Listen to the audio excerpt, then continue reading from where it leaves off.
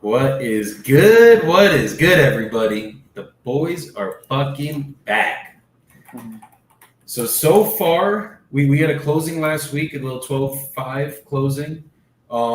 We have Ross had a closing yesterday, the smallest closing of his life, which means the biggest closing of his life is on the way. So he closed $1,000 deal, 12,500, and we closed 27 grand a week ago. So total closed and funded, we have 40,500 closed and funded. Total assignments, Ross got a banger assigned last week, 33 grand. Jordan got a 20K one assigned last week. We got a 10K one assigned last week. So total assigned, we're at $114,000. So damn, it's a lot of doll hairs. That's what I'm saying. Oh, yeah. Let me just connect this. How you guys doing today, though? Blessed, brother. Blessed. Grateful. We're putting out some fires on some deals, but listen, I typically enjoy when deals get a little crazy. I think it makes things exciting and interesting, and I get to be a little bit of a detective. Maybe I was in the past life, who knows? But yeah, business is flowing, brother. Life is beautiful. It's sunny outside. All is good over here. Nice. Yeah, it's a beautiful fucking day out here in Medellin. I don't know if you guys can see. Now you can never fucking see it. Looks like you're in a cloud. wait for it to autofocus. Now. Nice. Ross, how you doing today, brother? Doing Feeling excellent. good? Doing excellent. We're gaining some traction. Big assignment coming up. When you get those like 30 plus K bangers, it brings back a lot of hope when your hope kind of goes down at times. When you have those like shitty deals, like that one in Mississippi, and it ended up being $1,000, and it was with the worst seller too. So you had the double whammy. So that was a joint venture. I never would have signed up for that in my right mind, but we got to learn Mississippi, and it is an interesting area for sure. But at the end of the day, we got it done. It's proof of concept, and then you could take all those learnings and apply them to future deals. You're either going to win or you're going to learn. It's exactly what we're doing. I'm excited for that, and got some traction on these novations.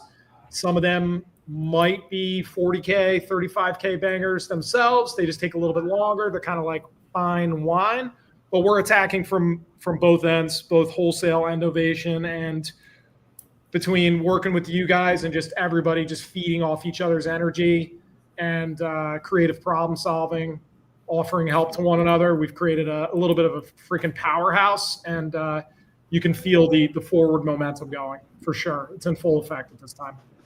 Let's get it. So Mahab said, "Hi, bro. What are you doing? I am not understanding."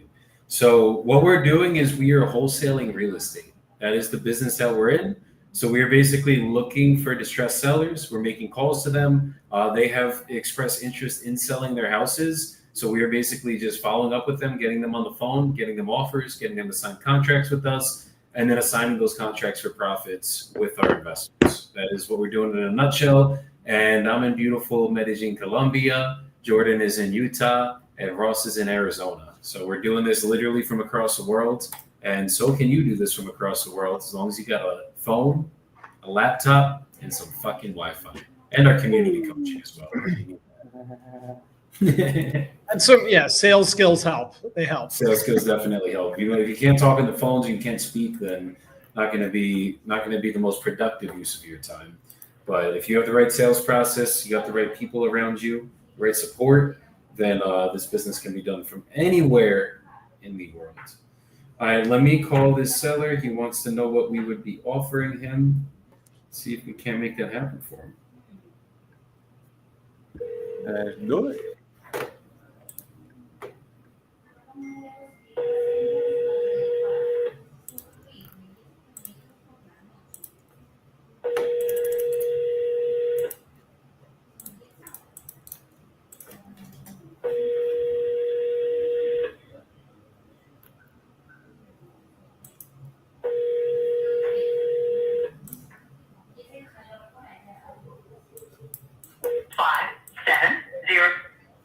Let's hit in with the double tap real quick.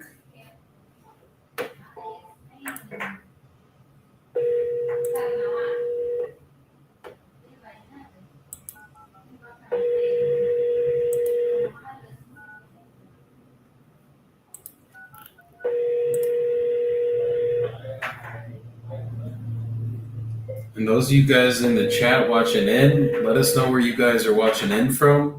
Let us know if you guys are in the industry, if you're wholesaling, or what you guys are doing today.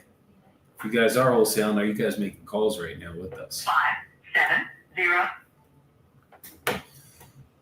That guy didn't answer. This guy said he'll be back this week. He is back now. Let's get him on the phone. Little Chicago lead.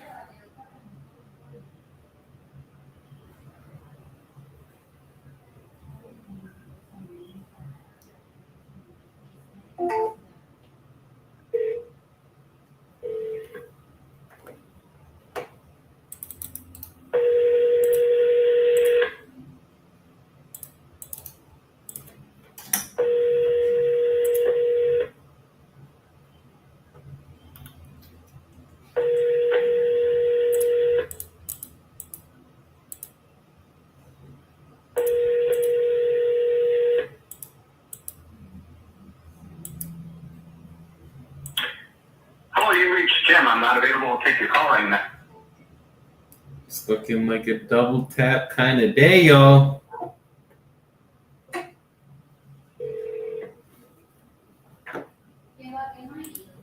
Hit him with the dribble. Hello, this is Jim. Hey, Jim, this is Joey. I believe that you were texting with either me or my assistant about your property in Chicago. Yeah. Could you give me 5 minutes? I'm on the other line with a gas company. Yeah, Okay. absolutely. Thank you. No problem. On the phone with the gas company. Okay.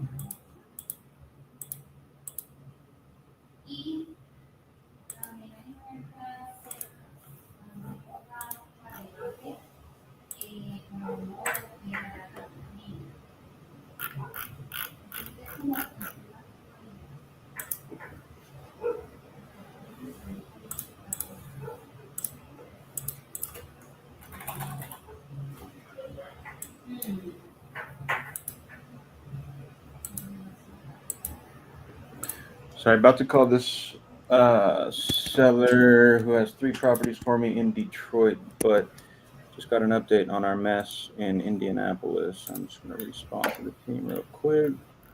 Can we hear? Yeah, so the seller finally texted back. She woke up and said she doesn't know anything about the sale a couple of weeks ago. She said the house is in her name and she didn't sell it. So she said, let me get back with you, please. We might need to save a seller. Yeah. I think there's some fraudulent activity going on with somebody trying to steal this property from under her. And I'm excited about that because I like to hop in, and it's just like we get to protect somebody when somebody's trying to do something illegal. We get to help them out and get them some money at the same time. So should be fun. We'll update throughout the day. John Dell, good morning, brother. Let's go. I mean, that's kind of why we signed up for this business, Jordan. No, 100%. And I feel like a lot of people forget that. And it's just like assignment fee, assignment fee, assignment fee. It's like, dude, in the 5 years that I've been doing this, we have for real saved some sellers from some ugly situations, man. One guy tried to straight up fraudulently recorded a whole deed, took ownership of a property that we had assigned. We ended up coming in, figuring it out, and it got returned to the original seller, and we didn't get paid. She got her property back, and we felt good about it. So it doesn't happen often. That's what's up. There's so many ways that we can creatively add value, and it is really situational based, and everybody's got a different story. Some of them have sob stories, and typically not a lot of realtors really get too involved in this kind of stuff. Wholesalers get involved in the real nitty gritty, like rough situations. Like a lot of these people are at a really low point in their life, or maybe even the worst point in their life, and we got to bring them back up to a high frequency by helping them out. Like for instance, this guy in Florida, this past week. I mean, his electric was about to get shut off. He had no money for basic groceries. He didn't even have enough money to get moving boxes to put his stuff in. Yeah. So we took care of all that for him, fronted that, wrote up an addendum. Basically, a reimbursement comes out of his proceeds at closing for all the fronted monies. So it's basically kind of like monopoly money when we are doing this. But when I got the phone call a couple days later, when we had everything taken care of and his electric wasn't shut off, these people remember this shit forever.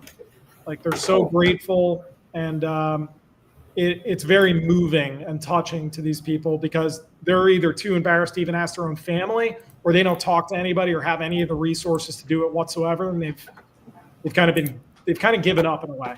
So we can add value to their lives, and the gesture sometimes matters more than the money. No, that's a big fact, brother. That's 100%. And the crazy thing, in my morning meeting with my team today, we were discussing this deal and everything that's going on, and somebody on my team was like, "Hey, man, honestly, is it even worth it to figure this out, or should we just move on to the next deal?" And I liked that question because it's a fair question. I feel like there's a lot of people who are wholesaling that would probably see the mess that's going on right now and be like, "Nah, I'm not touching this with a 10-foot pole. I'm out." Mm-hmm. But my response to that question was, listen, man, this is our place in the industry. This is what we do. We are the problem solvers. We clean up the messes so that we can provide a clear title and a good property for an end buyer to make an investment, and then we take care of the seller at the same time. I said, honestly, I personally love doing deals like this because, yeah, it gets messy, might be a little stressful at times, but at the end of the day, I'm solving a real problem for a real human being on the other end of this line. You know, it's a real person whose life we're impacting, and that means more to me sometimes than cash and check. Like you're saying, sometimes they're in a rut. They don't have resources. They have no family. There are no friends. They don't have a job. They can't afford groceries, and we can come in, clean up the mess, take care of them. And then for that, we get good karma, A. We get an assignment fee when we flip it for solving their problem, B. And now we get to create a good relationship with the seller as a human and the buyer as a wholesaler, who will come back to us for more deals because they're like, yeah, this was a mess and you cleaned it up. I feel confident that whenever you send me a deal, it's going to be a good deal. So I think it's imperative that we keep in mind that we're dealing with humans and that we can be incredibly impactful to their story and what they've got going on in their life right now. For sure. And a lot of, with the future of wholesaling, there is a lot of uncertainty of like where it's going to go or the legalities of it. And it might be a high barrier to entry down the line where not everybody can just jump into it. Where you are going to have to close on these properties and then potentially resell them with, everything being a double closing or what have you. But regardless, we are absolutely needed in this industry because being the middleman, buyers don't want to deal with this shit at all. No, they will not. Yeah, they're very logical people. They're numbers oriented.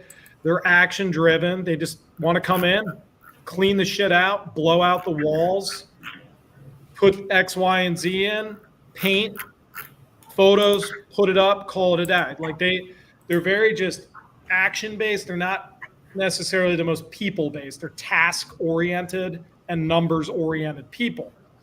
And this is a very people involved industry. So you've got to be good with people, and they're going to throw you some shit. Yeah. And we got it live in real time. We're like, all right, we're hearing their whole life story. So they're going to go off the beaten path a little bit. We got to respect that to understand where they're coming from and why. But then in real time, we got to, like, light bulbs need to go off in our heads. How can we solve this? How? Not we can't. How can we solve this? We got to constantly be asking ourselves that as we're on this call, while comping, while doing other crazy shit. There's a lot going on in the background on our end. And it's a skill that takes years to acquire. But once we have this skill, there ain't no turning back. That's It really is. Absolute facts, bro. For sure. fun, isn't it? It's interesting. It's never boring. Is this Richard? Who's this? This is Joey. I was calling about your property in Bowden. Okay, Joe, go ahead. Yeah, are you looking to sell it, the one on North Highway 100? Depends on price. Okay, I mean, do you have a price you're looking to get? What are you offering?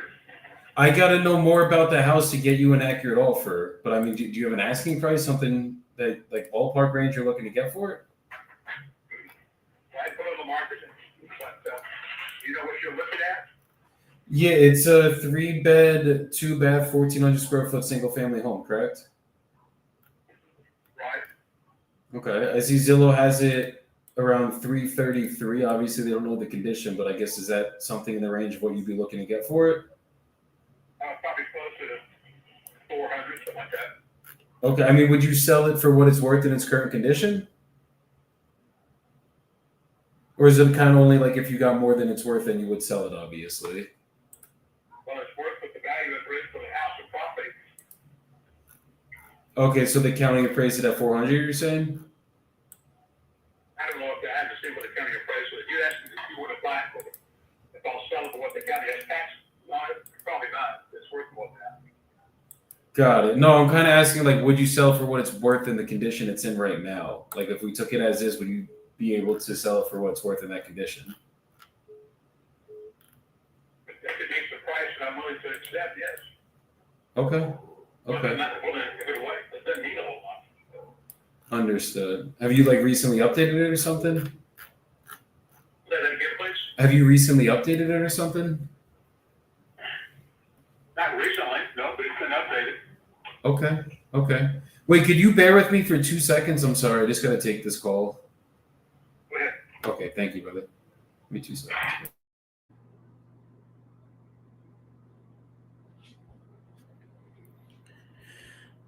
Double dialed my Detroit seller, didn't answer, shot him a text.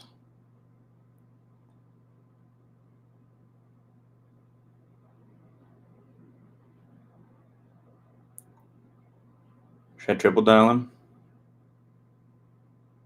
I bet.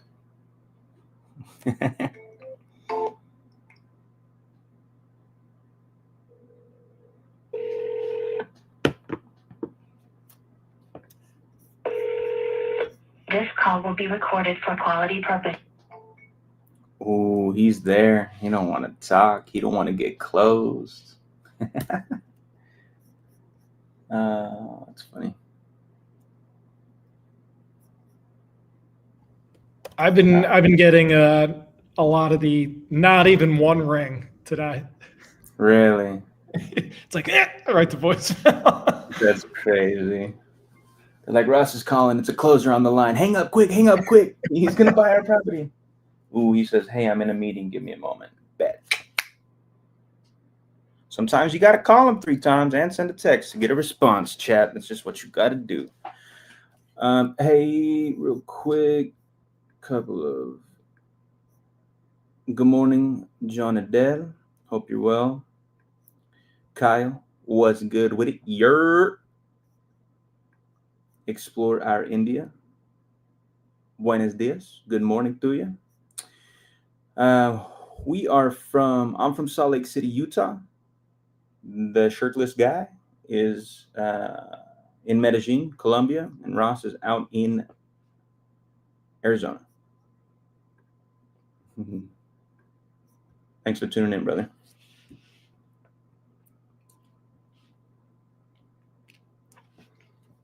All right.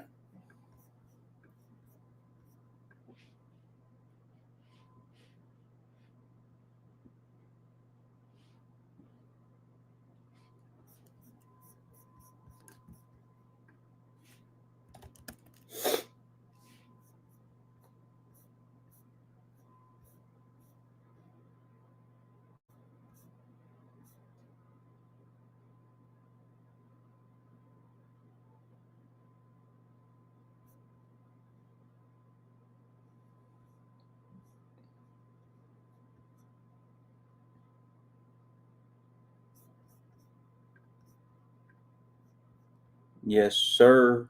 We'll get something for you today, John Adele. I love to hear it, man. That's actually amazing. You're aspiring, which I feel like means you are learning, studying, watching. Keep it up, man. Don't stop and get some leads and make some calls. Take some action. Don't let analysis paralysis keep you on the sidelines. If you don't know what you're doing quite yet, you will learn through application. And if you need an awesome community and some coaching help, we got you on that. If you want to reach out to any of us on Instagram, Facebook, we'd be happy to talk to you more about it, see if we can get you involved.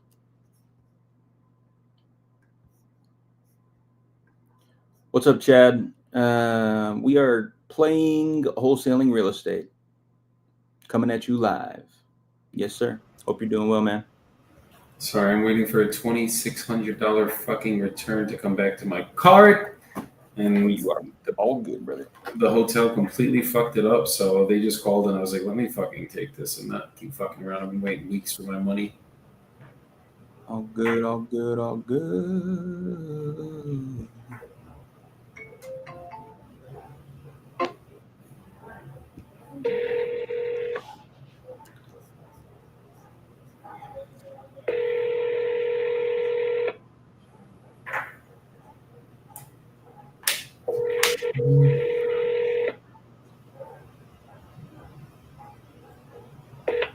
This call will be recorded for quality purposes. Hi, is this Alita?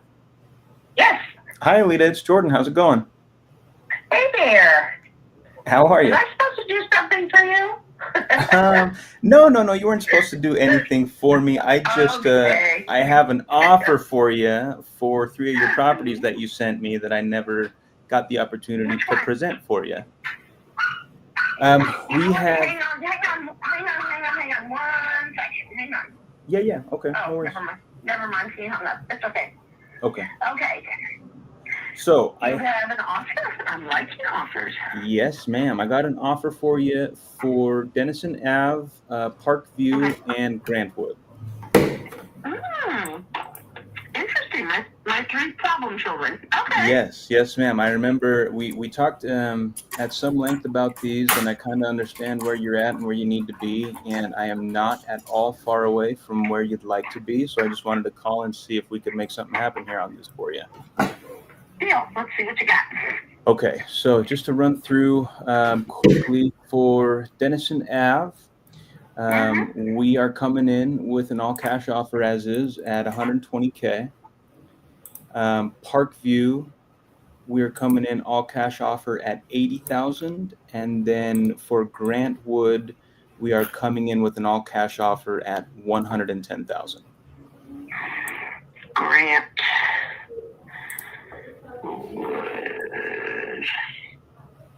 Oh, interesting. Hang on. I'm going to have to start writing these things. Okay.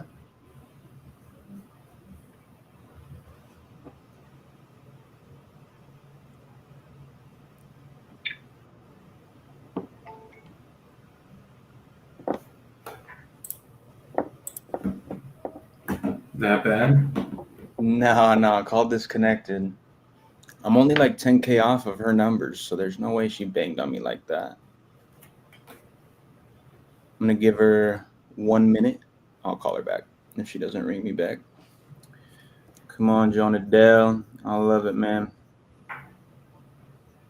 Appreciate the encouragement, my man.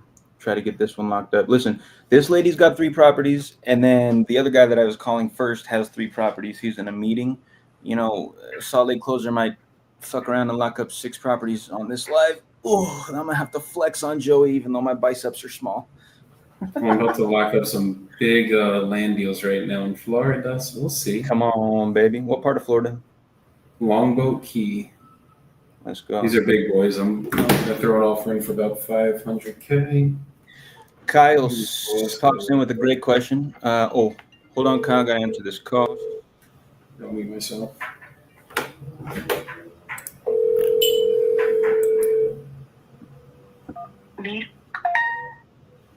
Hello, this is Jordan. Hey there. Sorry about that. I have no idea what happened. Oh. Talking to you and nobody's answering. No worries at all. I apologize about that. I wanted to give you like a minute before I called you back, just in case you had an emergency or something. No. I was having a conversation with you, and all of a sudden, I'm looking at my phone, like, no one's there. There's no response. Okay, not a problem. Okay, Dennison is on. Let's see, Dennison. We are looking at 120,000 cash. What's your time frame? 30 to 60 is what we usually work with. Okay. And Parkview? Parkview, we are at 80,000 cash. Hey, sorry about that, Richard. No problem. Okay. Okay, so I guess if I was able to make you an offer you were happy with, is it something you'd be ready to start the process on today? Not today, but I'm kind of pretty well committed for the day. But tell me what your thinking process is. So basically, the way that we work, I would just need to ask you some questions about the property, then I'd get you an offer on the call. If you were good with that offer, I'd send you over a purchase agreement. We go over everything together. And then as long as you were good with everything on that agreement, we would sign it, send it over to the title company. They'd protect you as a seller, us as the buyers. And then we would just pick a closing date of your choosing to receive the money, and title would send that via wire transfer certified check. So we could kind of close at your time frame. Well, see what you got to offer. Okay. Are you the only one on the deed as well? Am I the one on the deed? Yes. I think my wife may be on it too. Okay, and obviously, would she have to be here for a call like this then? No. Okay, is she around by chance? No, she's not right now. Okay, is there a time maybe we could just get on the call, the three of us, when you have some time to talk, and then just basically get you guys an offer, and if it works, and we can get everything going? I'm not playing games partner with this. She's not available. I make the decisions on it, and I'm the one who bought it. And it's in both our names for legal purposes. And Okay. if that's a problem with you, then we'll just pass on it. You can go shopping until the county courthouse. No, I mean, it's not a problem with me. If you're the one that makes the decisions, then you're the one I want to be speaking with. Do you make the decisions on what you do, or does your wife have to help you make the decisions It depends on what we're talking about. on your investments? Oh, no. She will never run my investment decisions. I got you. She's in the business, but she does the admin stuff. Got you. Okay. So how's the foundation and structure there? It's on block foundation, got a full basement, unfinished. Okay, block foundation, full basement, unfinished. Okay. No cracks or anything going on that end? No leaks, no problems. Beautiful. How was the roof? It's good, doesn't leak. Probably 12, 13 years old, something like that. Okay, so might need to be replaced soon, but probably still has some life on it. Well, if it's a 30-year roof, it should have long enough to live for you to flip it. Okay. It's a 3-bed, 2-bath, correct? Correct. Okay. Brick house. Brick house, yeah, I'm seeing that. And then it was built in 1960? I think something like that. Was the electrical ever rewired since then, do you know? It's been reworked, but it hasn't been fully rewired. Okay, so the wiring's original, but the, they updated the fuse box? Box has been updated, correct. Like pistol wire. Back then, that's what wire, it was bigger conductor, they put in now, so don't be too excited. Okay. And then what about the... problems? Say it again? No electrical problems. No electrical problems, cool. Okay. Is it, what about the plumbing? What about plumbing? It works, it's on a septic tank. It's got a combination of PVC, copper, and plastic. Okay.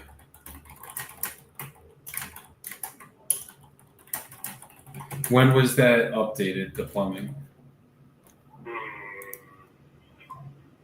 Probably like 7, 8 years ago. Okay. And then what about the HVAC there?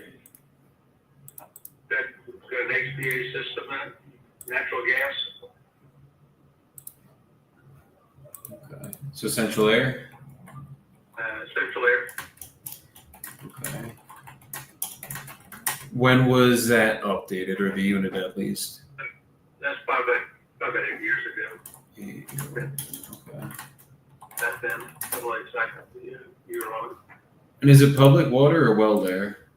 It's on public water at the city of Bell. And septic, when's the last time that was serviced? 3 years ago.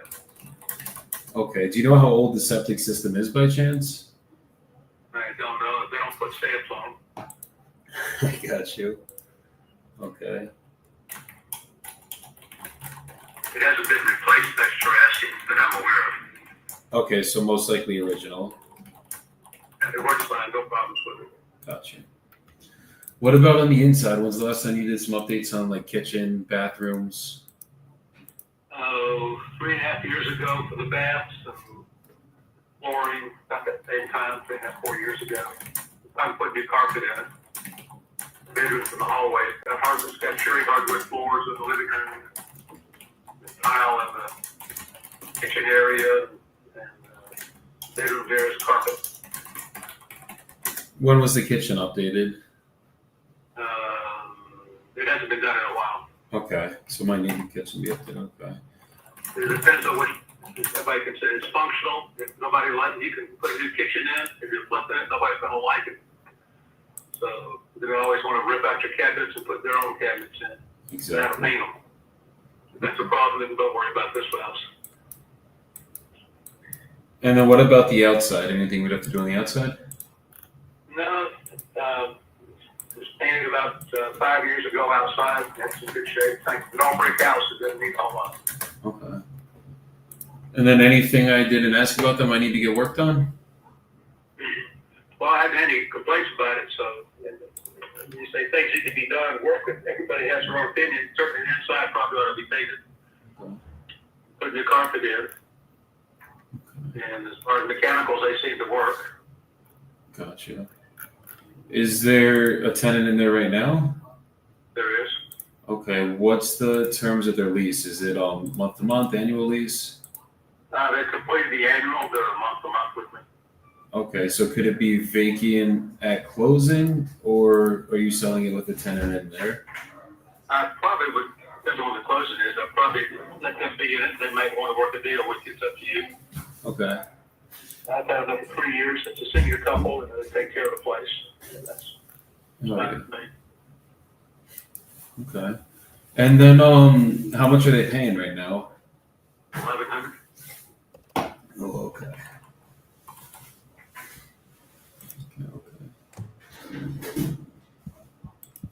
And you said they've been good tenants, taking care of the place, no issues ever with them? Right, and they take all the maintenance on it, take care of the grounds on it. It's got a lot of land, so they take care of all the maintenance, the grass cutting and all that. Cool. Okay. The house has got a lot of land, you probably realize that. Yeah, no, I'm seeing that right now. Oh wow, 25 acres. Cool. Is it all wooded acreage there? Not all, about 20 acres of it's wooded. It's been cleared once, but it's grown back. Is there a lot of frontage with it though? There is. Okay. Got a quarter mile highway frontage on Highway 100. So it goes all the way down to the left if I'm facing the front of the house?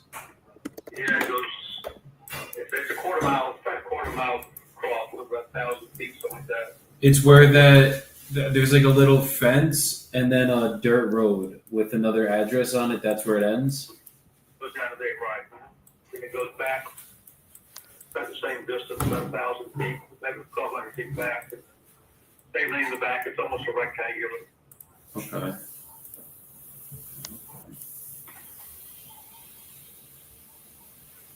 And what time frame would you be looking to get this closed in? I wouldn't do it till after the first year to next year. Okay. Yeah, usually we can close, just depending on the deal, about 30 to 60 days. I'm not gonna pay the taxes this year. You're not going to pay the taxes for this year? I'm not gonna take the capital hit on the taxes this year. Oh, sorry. I thought you were talking about property taxes. You know, you don't want to pay the capital gains this year. That makes sense. Yeah, it's almost the end of the year too, so we could We could wait till next year. That's never an issue with us. It actually gives us more time to get everything squared away to get this closed for you, anyways. In Georgia, I think they would give another get a 60-day notice. 60-day notice. Okay, cool. Okay. And what's the reason you're actually looking to sell this, or you would sell this? That's probably on the website. I don't need to sell it. I like it. I want to move out there, but it's too far out. And I got family out there, but I'm happy where I am. So we just keep it. I think if all hell breaks loose, we'll go out there and go farming. Understood. How far out is it for you? That's about an hour and a half, 2 hours from where I am now. Oh, okay. Okay, so basically anytime anything goes on, you got to go drive out there, or you have somebody managing this? My tenant takes care of it. Okay, got you. So like even any big maintenance issues, they'll deal with it? He has so far. That is not a bad deal at all then. That's a good deal for him. Absolutely. You paid a whole lot more. Definitely. How long have you been investing for? In what? Real estate. A long time. Understood. And has it always been buy and holds for you? We've always been what now? Like have you always rented properties out? Has that always been your strategy? No, I just keep for investment. Okay. Just long-term capital gains. Deferment. Got you. Understood. Yeah. Has it been a good experience, or how's the experience been for you since you've been doing it? It's been good. It's been good. Been good. How's it been for you? You're flipping it. It's been amazing, honestly. I mean, look, I've been doing it for 5 years. The first 4 was very hard. It took a long time to really figure this stuff out. But now that I've been doing it 5 years now, they say usually 5 years is like that mark where you start really getting the business figured out, making the good money, and it's definitely come true for me in the 5th year. So it's been a really good experience so far. Just you got to stick with it. That's really what it is. A lot of people quit in the first 2, and that's why they never get to the wealth they're trying to build. Right. Yeah, it's just all systems and processes, obviously. Right. Yes, sir. So give me a minute. I'm gonna go run some numbers really quick. I'll see exactly where I could be for a cash offer, and I will be right back with you. Well, just give me a call back when you get a minute. I got things to do. Okay, you can just give me 1 minute. I'd rather you go take your time and then give me a call back, okay? Everyone's just hang on the phone. Okay, I'll give you a call back in a couple minutes then. All right, bye-bye. This guy's very. So just a little. You guys should have pushed just one a little last piece time. of advice. Definitely got to push 1 or 2 more times to keep him on the phone there. I did push one. No, that guy had his mind. I wouldn't even have pushed 1. That guy had his mind so made up before that. Yeah, I know. Listen, I just had to say that because if that were me and Joey was listening to that, he absolutely would have said that. So I just had to say it. I only critique when there's things that need critiquing. That's a fact. Don't be uncoachable here, Jordan. Oh, no. I pushed another time. He could have. Wouldn't have hurt. I mean, I could have pushed one more time, but feeling that guy out, there is no pushing him. Like he was already. Are you good? You fixing that beard there? Yeah, bro. It's all wonky, dude. No. Dan said, "Never take no for an answer." Period. Come on, Dan. Tell him. You gotta know when to hold and know when to fold, Dan. That's how I always do it. I wanted to respond to Kyle's question. He popped in here earlier. We were all on some calls. Kyle asked, how do you guys deal with properties with tax liens? Is it any different at all? The only difference is the lien has to be paid off at closing. And the way that I typically handle that is I just tell the seller, hey, listen, that's your tax lien. We got to get that paid off with proceeds from the sale. So you make $100,000, tax lien is $20K, then you're going to be sent $80K from title at closing, and they're going to send the $20K to cover that tax lien and get it taken care of. So the title is not encumbered. Another little golden nugget trick on this one. I don't know if you guys probably have done this before, but you know when there is a tax lien and the seller is stressing out like crazy about the tax lien, if the deal is so discounted have you ever said, "Oh, don't worry, we'll take care of the tax lien, so you'll get this netted"? Just that gesture and that posture, like that positioning right there, dude. That, like, they might go with you because you said you'll just handle that. They think it's this insane process, even though it's just pretty much handled by title and it's a quick stroke of a check. No, absolutely. I have done that. But there's a dollar amount for me. I think I'd be willing to do that if, like you're saying, if it's an incredibly good deal, it's extremely discounted, and the tax lien's like $5K, maybe $7,500, and my fee's going to be $30K on that. I'll eat it to make the seller happy and get the deal. But like if we're talking 10, 15, 20, 30K, that's all you, Mr. or Mrs. Seller. Pay your taxes, okay? I pay my taxes, so I'm willing to take care of you a little bit. But no, I actually think that's a really great tactic to use because you're absolutely right. People don't understand how all this works, right? We're in the game, so we get it. And like you're saying, for us, like, what's the actual process as the wholesaler? Like, dude, escrow and title handles all of that. There might be a couple emails that get exchanged with title for clarification. Aside from that, they take care of everything on the back end, that title. We see everything on the HUD, and we check the itemized HUD statement. We make sure it all looks good. Money gets sent out. Everybody's happy. And then the seller feels like, holy shit, Ross just like saved my life. What would I have done without Ross? It's like, exactly nothing. You would have been in tax debt and you would have lost your house. Would have been SOL. But yeah, the taxes, but you can also on the back end, you can manipulate the numbers there. So just say they have we know that if we get it under contract for 100, that it's going to be a deal, but there's $15,000 in taxes.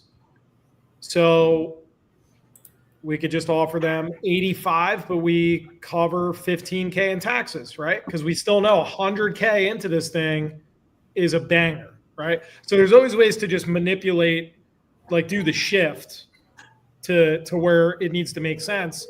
And then also with taxes, just get a great title company, an escrow officer. Hey, this is Joey calling back. That cranks out deals. Okay, so I was looking at the numbers over here. The acreage definitely adds value. Like, obviously, it's 25 acres. There's somebody that could subdivide it. I guess the only negative is that there is some frontage, but I think a lot of it goes straight directly in the back. So you basically have to put a new road in there, which is going to be a lot of money to actually have, like, put a whole freaking road in there, build a whole development in there. Basically what I'm seeing is houses in this area around your acreage. I think retail is something around 400, maybe 420. There was one that sold for 430 that had similar acreage, but it was a 4,500 square foot home. Yours is only 1,400 square feet. And obviously we got to take that into account. So in terms of rehab, I think all we'd have to do, I mean, the mechanicals being, some of them being 1960, it might still be the knob and tube wiring in there if we went in the walls. So that's the only thing that might need to get adjusted. If we don't have to do any mechanical work, then it would probably be about, I'd say about 40, 50 grand of work. So we can get this done for you. I would want to get it. We would give the tenant 60 days to vacate. We can close in the next year. And just make it where, obviously, I know you don't have to go to the property anymore, but make it so that hopefully you take this money, go throw it into another property that's closer to your house. We'd be coming in at 280 to 295,000 cash. Okay, I appreciate it. I'm not interested in that. I appreciate it. And I can just do all that work myself. But that has to be done. It's not a big deal. I can do it for less than you can. And it hasn't been a problem, but I'm not interested at that rate. It's a no-go for me. Okay, I mean, where would you be interested in? Or I guess how close could we get to that number if we could work a deal out that made sense for both of us and you didn't have to do the work? I've been to the county. I've talked to them about subdividing out and putting houses back in there. That's not a big deal. Doesn't matter the expense, no matter what the return is.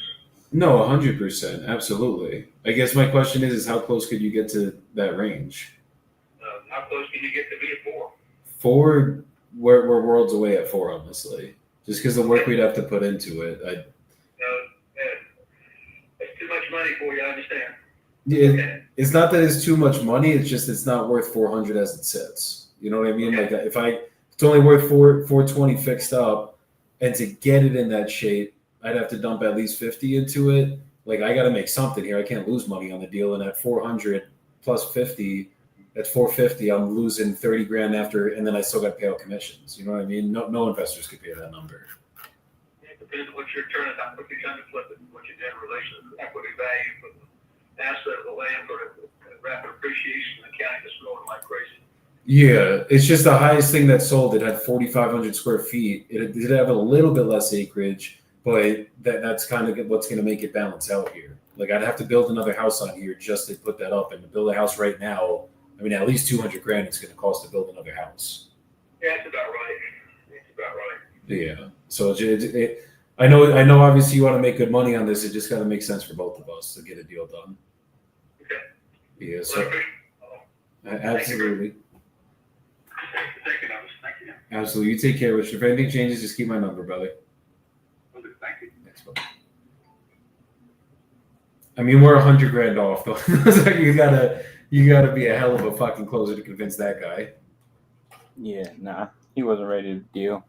I don't think anybody Even was. when- I don't think anybody was going to close that guy. I think he was a little. That's a guy typically I'm not even going to get an offer out to, because he literally said he's not ready to make a decision today, and I just was like, you know what, fuck it, let's just fucking push him a little bit further. Right. I kind of broke my rules there, but I'm good. Hey, Thomas. Hey, Joey, how you doing? I'm good, brother. How's it going today? Pretty good. How are you? What's up? So I'm looking at the land. I definitely can put an offer in on these. How many parcels is it again? It's 4 parcels. It's one big parcel with four buildable lots on it. Okay. It's an acre with basically 4 buildable lots. If I was willing to cover everything, like obviously we'll take care of closing costs, there's no commissions. Do you think he'd work a deal out 500 a lot? It's possible. Okay, could you put it in with him? Yeah, if you write it up, I'll get it to him. Okay, just send the contracts to you basically again? Yep, exactly. Let me write it up, and then do you think we could get him on a call to present it to him? Yeah, I wouldn't either tonight or tomorrow morning. Okay, and whatever happened with the Yeah, house? He sold it to a different buyer. That's cash. Hell yeah, so we got it done. Yeah, he got it done. I love that. Yeah. Okay, perfect. So yeah, let me know what time we can get on a call. I got to take this call that's coming in really quick, Okay. and let's see what we can work out. All right, thanks, man. Thanks, brother. We'll talk soon. Bye-bye. I can't believe he sold that house. He had like no time left on it, and somebody came in last minute. He probably fire sold it. He just wouldn't sign a contract with us back then. Rough. Timing is everything. Hey, Data. There you are. Hey. Sorry Hi. about that. I was on another call. I'm on the live right now. Oh, are ya? Okay. Yes. All right. So is he? Good deal. He's good to talk. No, he can only talk right now. So I figured I would get you on the phone. Yeah. First, and then try to figure out how to add somebody in here with you. Okay. I don't know how to do it. All I have is mute my keypad. Is there more? Are you on an iPhone? Yeah, and headphones. There should be the more on the left side, I think, or it should say add people. Maybe it doesn't do it on my Google Voice phone number, this number. Yeah, it might have to be on your phone. Yeah. I mean, it's my cell phone. It's just a different number, same phone. Okay, let me hang up and I'll call you back from my 253-380 number. Okay. Okay, bye.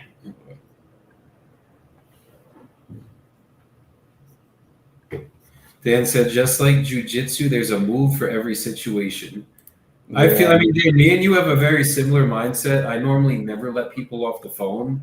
I just also I know where that guy was. I know exactly where that guy was. We were not going to work out a deal at 400 grand, and there was no convincing that guy to drop because there was zero motivation. I'm looking for people with motivation. That's the only reason he's going to sell that for 100 grand less than he thinks it's worth. Hey, Dita. Okay, there we So- go. So guys, Let's this is see. There it Dita is. from my Let me toss community. that option now. Let's go. Add. And we're basically, she locked up a deal a couple grand too high, and we're gonna get this guy on the phone and find a solution for him and see if we can help him out. I'll introduce you as my partner. Yes, perfect.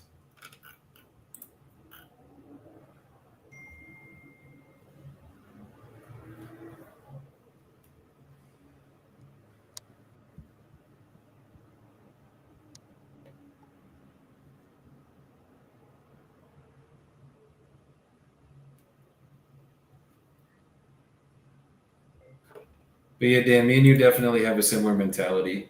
I've just been doing this shit for 5 years, and I know when there's no motivation, it's gonna be hard to get a discounted deal on this guy. And I'm not about to just lock up a deal to lock it up. Y'all, did you hear that?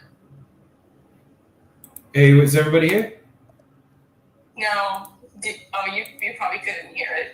He did not pick up, and the mailbox was full. Try calling one more time. Double dial him. Okay.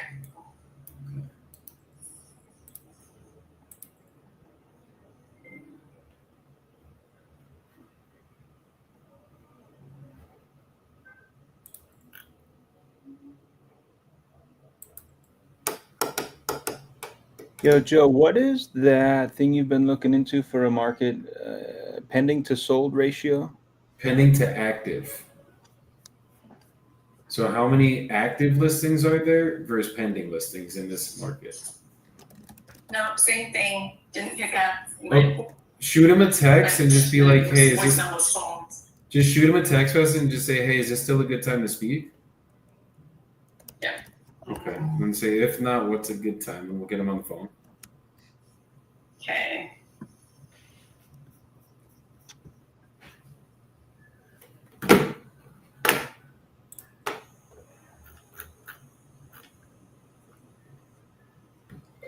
And that market was a 20% pending to active market. That was another reason why I was like, let me just fucking go low as shit right now, because it's just not.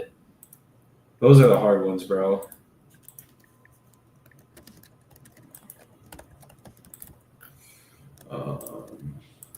Cool.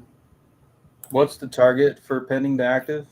Okay, I just sent the text. Okay. Sorry about this. I know your time is valuable. No, you're good, dude. Look, I just have a call at 2:30 scheduled with the seller, and then I'm good basically the rest of the day. Other than 4 o'clock, I have my dispo training with my team. But even if we have to knock it out really quick while I have my dispo training, we could do that. Okay. Yes, we'll get it figured out. Okay, all right. I got another contract out for signature. Bless. But on the JV deal. So he's a stickler, but we'll see. Okay. Did you go over with him on the phone, or you let him go? Did what? On the new one? Yeah, for the contract. Did you keep him on the phone to try to go over it with him? I did. We went over it, but he wants to sign a hard copy, so I mailed it to him today. Jeez. Okay. I got you. Yeah. I got you. Okay. Yeah. Did you do snail mail or overnight? It's 2 days, so it'll be there Thursday by 6, and he said he will email it back to me. Okay. He's just afraid of scams and doing stuff, and he doesn't trust technology. You want to send me the numbers so I can underwrite a preliminary for you? Yeah. Okay. Send it over. All right. I'll see what the numbers look like on it. You want me to text it to you? Yeah, text it over to me. Okay. Will do. I Thanks, think, Ray. of course, we'll talk soon. Okay. Bye. All right, cool. Let me call back this guy. I'm going to try to answer Kyle's question real quick here while you do that. Kyle says, I super appreciate you guys answering. So the title company handles everything? Yes.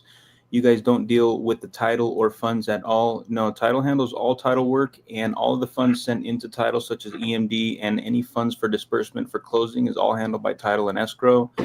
And for out-of-state transactions, entirely remote. I've never been to the title company for any deal that we've closed in 5 years.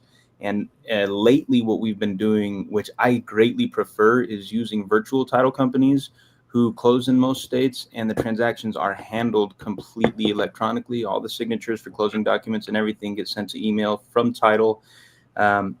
Some sellers prefer brick and mortar going in to sign physical documents. In those cases, we just use a local title company. But for the people who are younger like us and are willing to work via email and electronic signatures, I prefer electronic companies, the title companies, because it just allows us to be even more remote and allows the seller to be remote as well if necessary. Only thing I'll say on that is we do handle the title sometimes, because like the title company is going to run the title search, do everything on their end, but there's a lot of times where we do have to step in. That's why we have transaction coordinators on both mine and Jordan's team, and I think Ross has one as well. And essentially that's just to make sure we get everything to the finish line. Like right now we're waiting. Yeah. We're just blowing up a title company. We have a $31,000 assignment fee that we're pending closing, and all that we need is the title company to be like, yes, we're good to go. So hopefully today we have that good news. But it's like we were trying to call them yesterday, not answering, and sometimes you just got to push people. Yeah. So in those cases, title is still essentially taking care of everything, but we step in to kind of push them along and provide any assistance or help that they need to do their job better, more quickly, and more efficiently. And yeah, we both have great transaction coordinators, and Ross as well, who are familiar with stepping into that process and providing assistance whenever title needs it. That's it. Give me 30 seconds. Let me go use the little boy's room, and then little boy. Fucking contract. He's got to go take a sit pee. All right, so fuck you. For nice. I was hoping you would hear that. For title companies, there is no shortcut besides talking to other people in the industry based off their experiences with a lot. You'll notice with title companies, some they will actually be holding your hand. Others, yeah, you are literally doing their job for them and then some. And you're wondering, why am I paying you at the end of the day? We basically pay them to screw up, ask a bunch of dumb questions, and then make us do their job. So there are two different types of title companies, one that hold your hand and the other one where you hold theirs. You really need to speak with people in the industry to fast track it, or you're just going to have to learn the hard way, which is fine, because even ones that are recommended, the churn and burn rate of the staff at these title companies is insane.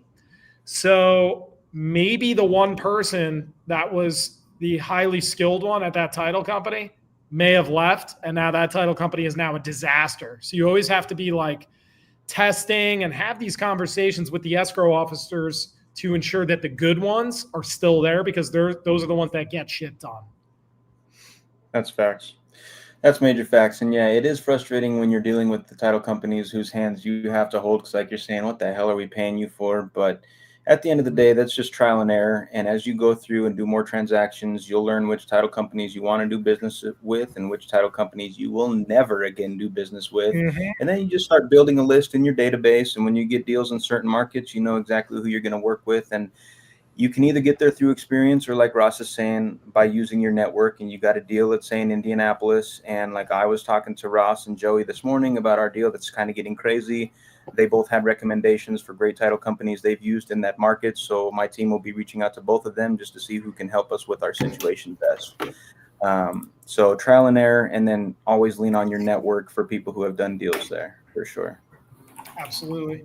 And like for Indianapolis specifically, what I like about Hawker Title is they literally own a law firm. So like the title company and law firm are right there, like the buildings. So if shit goes south or gets real hairy, you got attorneys under Hawker willing to go to work on your behalf. Very Dude, powerful. That's major. And I don't feel like a lot of people talk about that, but title companies who have internal attorneys are so fire when shit hits the fan. We had a deal where we had to evict a tenant who signed a seller finance agreement, it was a lease option agreement with the owner years ago, but then they signed an addendum to cancel that and turn it into a traditional rental.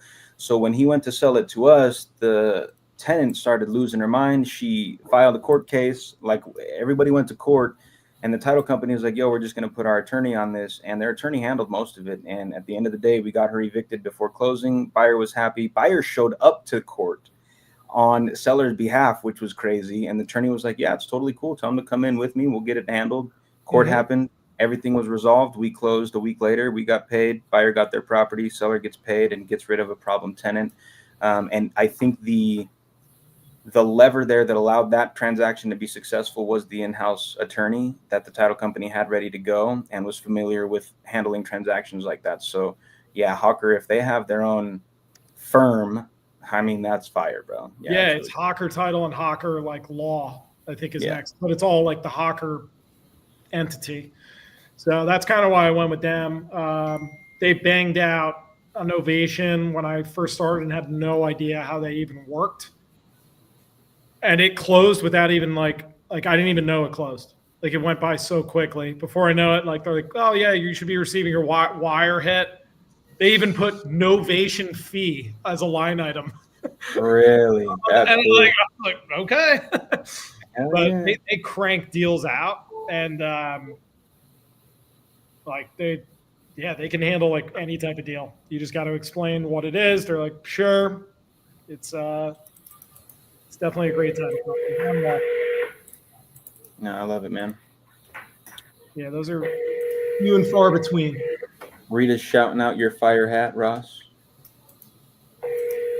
Yeah. Fly with Quicksilver today. And Rita says, yeah, we had a deal at the title company. Hey, what's going on up there in New Jersey? Hey Jay, it's Joey calling. How you doing today, brother? Yeah, we did all right. Things been going good? Good. I think I missed the text from you about a couple days ago now for the Oklahoma City lots you have. What? So you're still looking to sell those? Yeah, I ended up going in half with somebody on a lake lot out of Eufaula. Got a house on it, and I'm going to end up just refurbishing that house out there.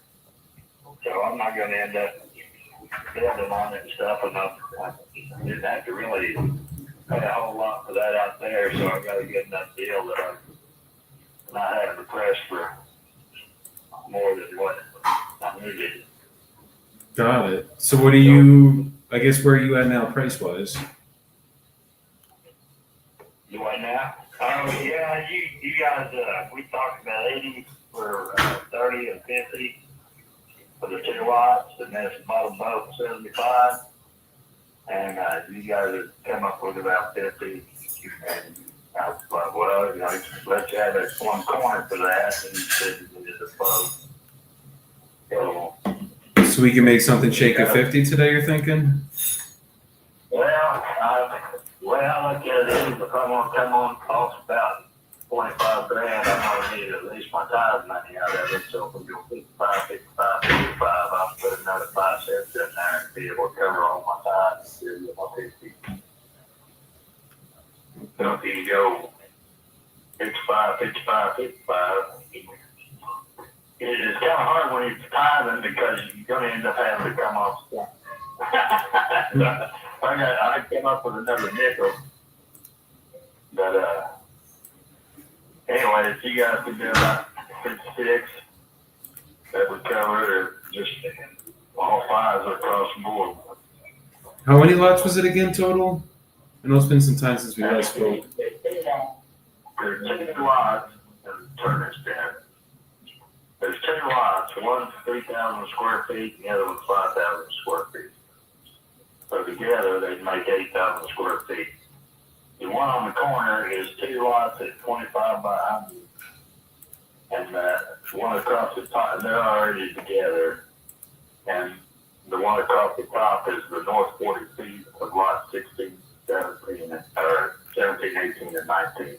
And you were looking at 80K for the package, right? Yeah, if you bought them both at the same time, I'd knock 5 off. So basically now you're saying 50, if I could do 56K for the whole package, it covers your tithing, then you're good to go? Yeah, I'd go ahead and let them go to you for that. So basically 20, I can't do math today, my brother, 25,500 a lot. Yeah, but the one is 2,000 square feet bigger than the other. Okay. So you're probably looking at about, I don't know, I was wanting $10 a square foot for it. And that would have been 80,000, 30,000 square feet. But if you just gonna go ahead and, I mean, I could make something out of that other lot if you just took the corner lot. No, I'd probably take. If we're gonna do it, I'd rather get both of them, honestly. Yeah, and if you could use them and make something out of it, come out ahead on it. But you know what it is the fund's really worth more than what I'm gonna let them go for. Yeah, I think you're kind of right on par if I'm being honest with you, because basically there's one that sold for 18K right down the street. That was actually a little bit bigger, and then everything else was averaging about 30 grand. Yeah. Well, the reason why I say that is the corner lot across the street, they put an 8-plex up. They got a spud gun on it and put an 8-plex up.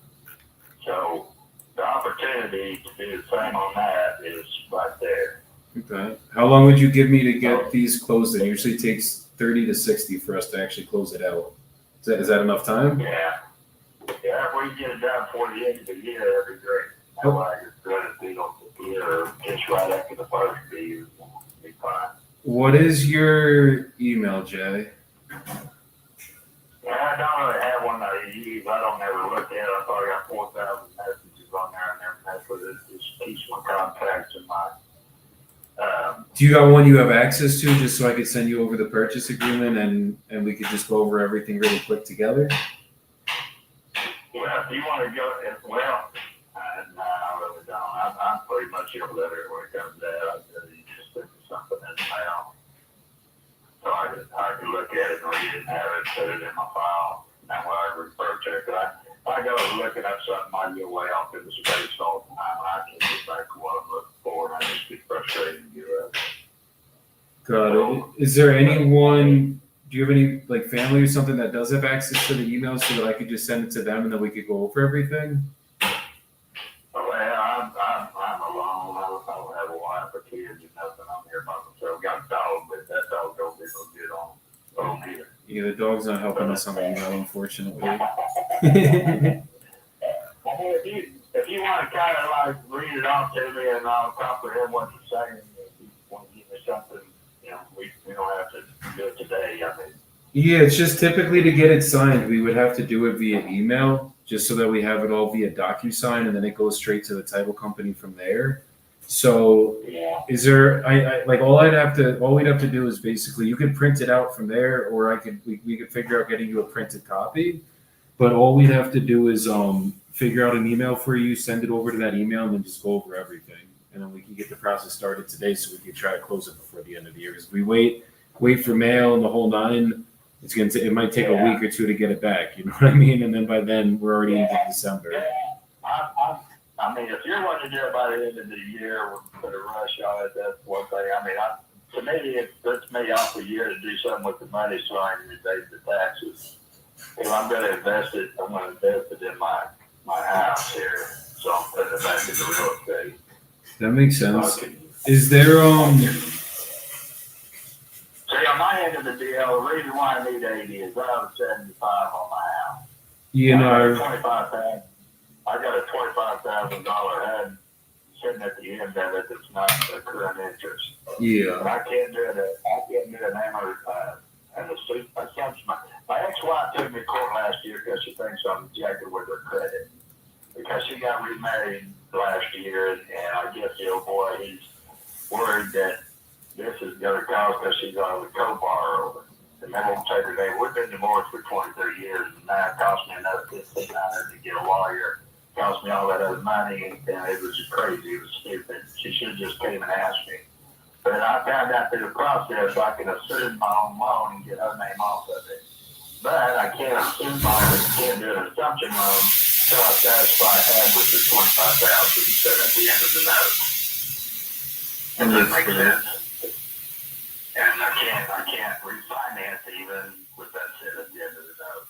So I've got to come up with an extra $25,000 to be able to kind of get a couple different birds with the same stone. You know what I mean? No, that makes sense. So if I go ahead and force it at this price, Oklahoma City's moving so much right now, it's just pathetic. And those lines aren't but about 2.5 miles from downtown. And there's nothing, anything vacant downtown is getting gobbled up and built on. So if you know, the only reason why, I mean, my neighbor next door is going to give me the 50 for it, and it would have done him some good because he's got the house next door that you really need to build this annex, and his backyard butts up to the other lot. So now he can have backyard access from that other lot, and he can still do something with the corner. Well, if he had that house to that lot, then you know, you can build a shop on it, everything else. So when you guys have the DocuSign feature that you can send it to their cell phone? So You do? $70K for that little 375 square foot shotgun house that's next. I think so. Let me double check. Lot. If he loses that house, he can't rebuild on that lot because it's under the footage to rebuild on. So with all those gazettes going into it, I mean, I don't want to tell somebody you can buy this and then they're stuck with something that they can't build on until they buy that, and then, you know, play that. I don't want to be that kind of guy. We can build on both of these though, right? Well, you can take, okay, the way they've got it structured over there now, and they're changing now because now you can build a cottage in your backyard of your residence. All right. So they opened up an area of the inner town here that if you own a house, you can build a backyard cottage to house somebody. So it's almost like getting a kind of a duplex additional to an income supplement, and they're doing that so that they can get a lot of these homeless people off the street. Because they feel like if people have a heart to let somebody live somewhere in the shed or something and not be in their house, they'd open up more doors to let these homeless people, whether they're because of jobs or drugs or whatever, they're not in those people's houses to get them off the street. They're in a backyard cottage. And then they could lease them those cottages so it's able to get extra income. So if you was to take both these lots and combine them, they said that they would, I think it's like $1,500 that you go through the process with, and they change the zoning from R1 to R2 or whatever, and they put you a duplex up there. Then you could put 2 other cottages in there too if you can get them to fit in there, and you should be able to make all that happen. But as they sit, then basically we couldn't build on it. Like if I wanted to put a house and a house on each of them, we couldn't do that right now? Well, you can't. The way they told me, they said for an R1 you have to have 5,000 square feet. Okay, that's what they told me. Yeah, I'm not liking these They told me that back in 2014, and it was the R9 code. So 2009 residential code is what you have to build. Now I think it's an R15 code. So they brought it up to code to 2015. You know, which in my world, I didn't go do all the math and all that. I don't know. It's however far apart you got to have your electric plugs and how many plugs you got to go in each room and how big the closet has to be and how big the bedroom has to be. You know, all that fits in. There are codes. Okay. So builders know all that language. I don't, but I do know that they have a separate one for tiny homes. Well, let me And right now, go check with the town, and then I'm gonna give you a call back either today or tomorrow, as long as I can get a hold of them. Let me just make that call really quick, Jay, and then we'll touch base shortly here on this to see if we can figure this out. Call code, building code, and talk with them, permit. Talk with them, find out what all you can do with that, and then you get back. Like you're gonna find that they're good. They told me I wanted to put like a little residential storage, a walk-up storage, not a drive-through. So if this place across the street has got an neglects, they can have access to storage units across the street. They said, well, the storage units will be able to be put in there. If you was somebody pushing up and probably say, well, that's a great idea, you know, a walk-up storage unit, not a, drive home with that particular stuff. Because those are going in left and right everywhere around here. I think anybody's got an acre or half acre or something that's been storage you can see. I think, yeah. So, call the building zoning and talk to them and find out all your ins and outs. And then if you can do it, well, I'd really like to do the 60, but the 56 will do it if we, go ahead and move on. But I'm going to have something in the mail. I'm not going to do the email thing. So I got you. Take a little bit, No, a little bit longer. worst case, I'll have someone come out and meet you in person, but I'll figure out if we can do it. If it's not buildable, or if I'd have to combine them, then I don't even think I could do the 56. If I could basically build on each of them, then I definitely can. So let me go check that out, and then I'll circle back with you, Jay. All right, not a problem. All right, my brother. You have a great rest of your day. You take care.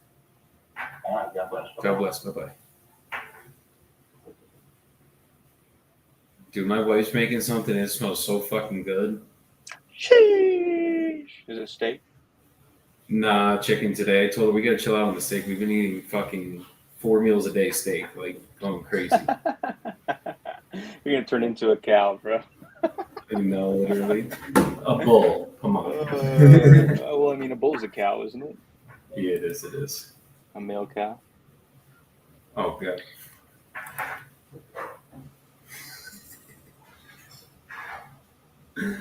All right. Let me make this next call. Someone said the bald one is Zaddy. Oh, Jesus. Ross, you're fucking muted, buddy. Probably for the better. You ever gotten that nickname, Joey? Zaddy? A couple times. Usually it's Papacito, but. Papacito. Zaddy's a good. Hey, Ross. What's up? Check private for me real quick, por favor, amigo? Yeah, that's not a deal though, unfortunately, guys. I gotta check with the town, but I'm almost positive you can't build there. Yeah, if those are not buildable, scratch it. If those are buildable, I got lots of people in OKC. Lots Builders? Just lots of people. No builders specifically, but I got a list of buyers that I've done deals with out there who probably know builders. Hello. Hey, Kelly? Yeah. Hey, this is Joey. We had scheduled a call for today about your property in Detroit. Yeah. Hi. How are you? I'm doing amazing. How are you today? I'm good, thanks. Good. Are you over in the Pacific Coast right now? That's why you said in PSD? I am. That's where I live. Oh, okay. So this is just an investment for you or something then? Correct. Understood. Okay. Do you know how much you're looking to get for the property now? Well, I don't know. I'm trying to find out what the value is. I have several properties in Detroit, and I'm just trying to decide what to do with them. I've had them for a handful of years, maybe since, I don't even remember, 2016 or 2017 probably, some of them. And I can't decide if I want to keep them, if I want to sell them, 1031 exchange, move into something that's closer to where I live. I'm in Seattle, so something closer where I can manage myself. So we're inching towards retirement, so we're just trying to figure out what to do. Okay. This particular property, people have reached out to me about it, you included, and one of the other ones I keep getting regular calls on. And so I don't know if that's a sign, like it's just time to do something with them. I'm open, I guess. I don't know what the value is. We just had a tenant move out several months ago and left it pretty messed up, so I had to do basically the whole thing rehab. I think we put 30 grand in. Oh, wow. That was this one I'm calling in on? Yeah, that's the one you're calling on. So it's been redone, and I have a new tenant in there that's paying pretty nicely. It's like $1,200. So. Okay. I don't know. I guess I should let you lead the conversation of what you're interested in, and I feel like we've texted. I don't know if I'm texting with you or a partner or something, but we've texted back and forth a lot, and I just feel like it's more productive to just get it out on the table in a conversation to see where we're at. 100%. Okay. Because like obviously we are investors, so we're gonna if we do work out a deal, we're gonna buy it straight cash. Obviously the numbers got to make sense for both of us to do it. So like I'm not specifically gonna be the highest price buyer coming in. I'm not buying it to live in it. But as long as if it's a cash flowing property, we can make money on it. We could probably work a deal out. Mm-hmm. Well, I guess then I put it in your lap. You just need to figure out what the numbers are. You know, what makes it work for you. So let me ask you this then: if we were able to come to terms today on numbers, I'm going to go over everything on just take a deep dive into the property, tell you what we could pay for it. But if we were able to agree on numbers, is it something you'd at least be ready to start the process on today? Absolutely. Okay. And is it just this one that you would want to be selling, or would it be a couple of them? Or is it just start on this one and we take it from there? Well, I'm literally talking to someone else who is the boots on the ground realtor who deals with investors in Detroit, and I've given him all the addresses, and he's going to look to see if he's got an investor who'll just take them all. So if we could take them all, you'd be happy with that? The numbers have to work, right? The numbers have to work. So I'm not saying I need to sell them or want to sell them. I'm just looking at if that's a good option for me. So if I did, then I would just take the money and buy something else. Okay. So, are they free and clear, all of them? Say again? Are there mortgages on all of them, or are they all free and clear? All of them have mortgages, yes. Got it. Okay. How many are there total? I think we just have 4 now. 4.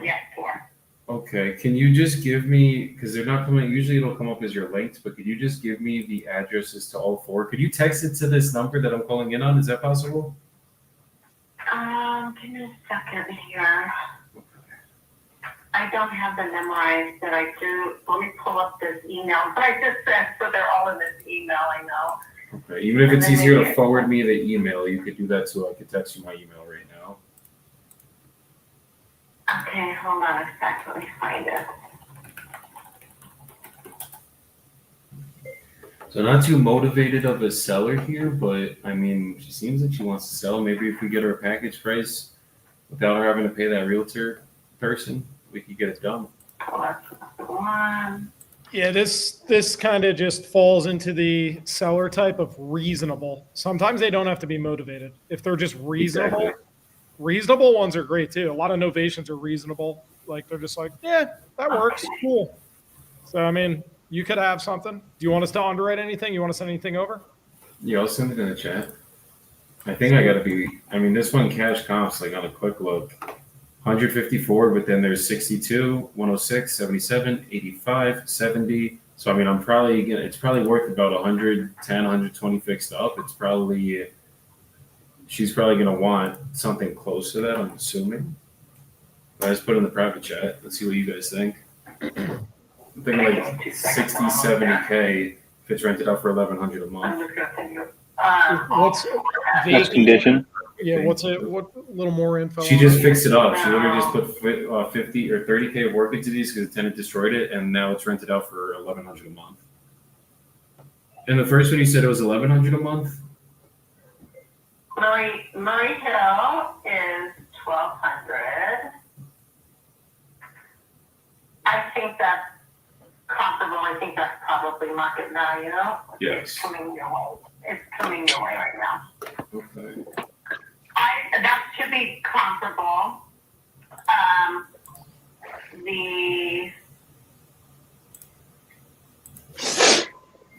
Let me know when you get that. Are you texting or emailing? I'm sorry. I emailed it to you. Okay. I got them. Yeah, okay, so Murray Hill is $1,200. I think that's comparable. That's probably fair market value. It might range up to $1,400, but we just wanted to get someone in there. I got you.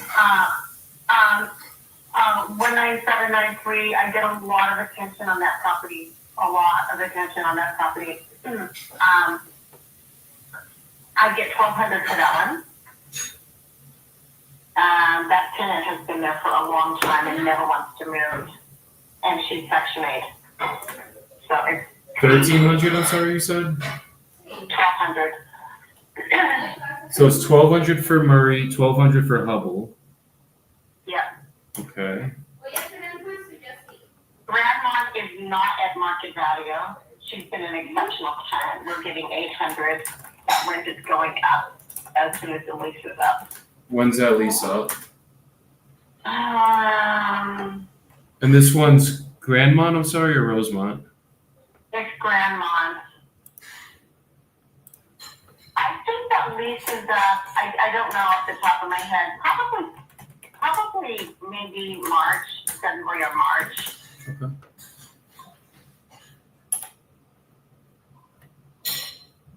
And Rosemont is undervalued also, but we just raised the rent to 800. I'm not super stoked, but here's the bottom line. I'm not super stoked with my property management team. I'm a property manager. I've been a realtor. I've been in this business for 30 years, right? So I'm probably the worst person to be a client if you're my property manager because I'm gonna make sure you're doing your job right. I mean, the worst but the best, because it's like you if you're living out in Seattle and you have your properties in Detroit, you better have a good property manager, especially in Detroit. Otherwise, I'm always doing a job for them. I'm always doing follow-up. I'm always saying we need to raise the rent. And if they don't, they just, I'm not telling them what to do, and they don't always do it. And if it slips by and I didn't catch it, then I'm stuck, right? So then you start for another year. yeah, right. I mean, that is literally, and I'm not kidding you, that is literally what happened. That's not fun. And so I'm not super stoked with these guys, but they performed in other areas, and Detroit's just a funny bird, right? I get that. It's not like investing anywhere else, not for me. So, but I would just like it to run smoother. So I'm either A, looking for new property management, or B, deciding if I'm keeping them. My whole goal was just to let them cash flow into my retirement years. But I don't want to have to manage a property management company. Yeah. Or see sell again and move back something closer to home so that I can manage it easily myself. Or, I'm just kind of on the fence. That makes sense. So basically the way that we work, I'm just going to ask you some more questions, just get a little bit deeper into the details of the condition and everything. Then I'll get you an offer right on this call. And if you're good with the offer, I'll send you over the purchase agreement. We can go over everything together. It's a one-pager.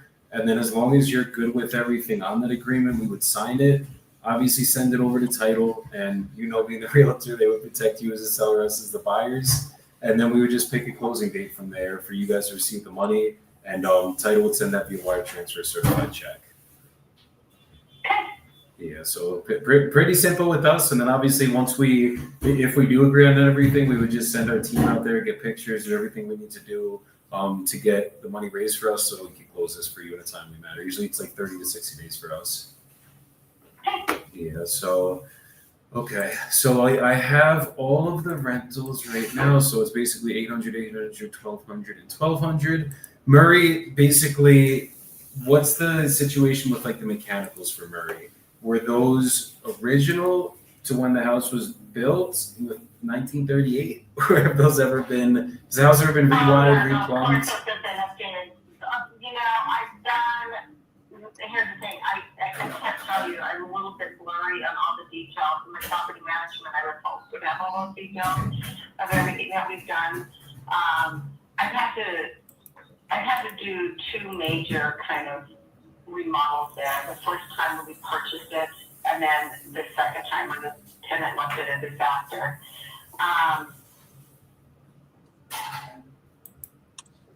Okay.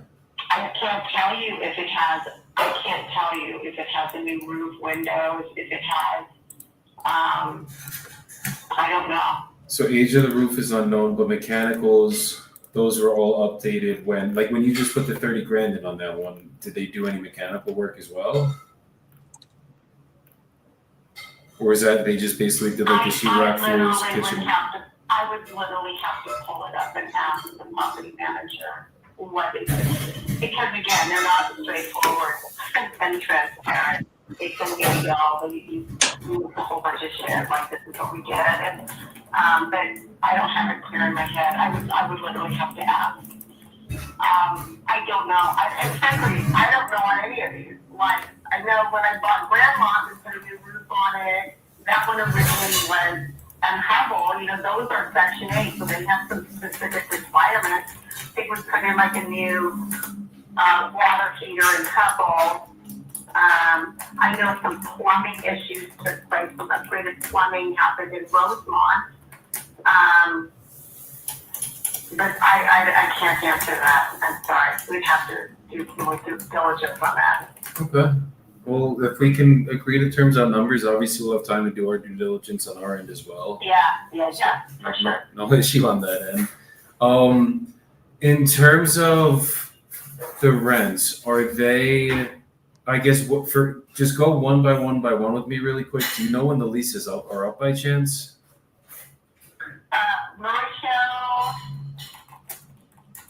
Murray Hill they just moved in a couple months ago, so that's probably 10 months left.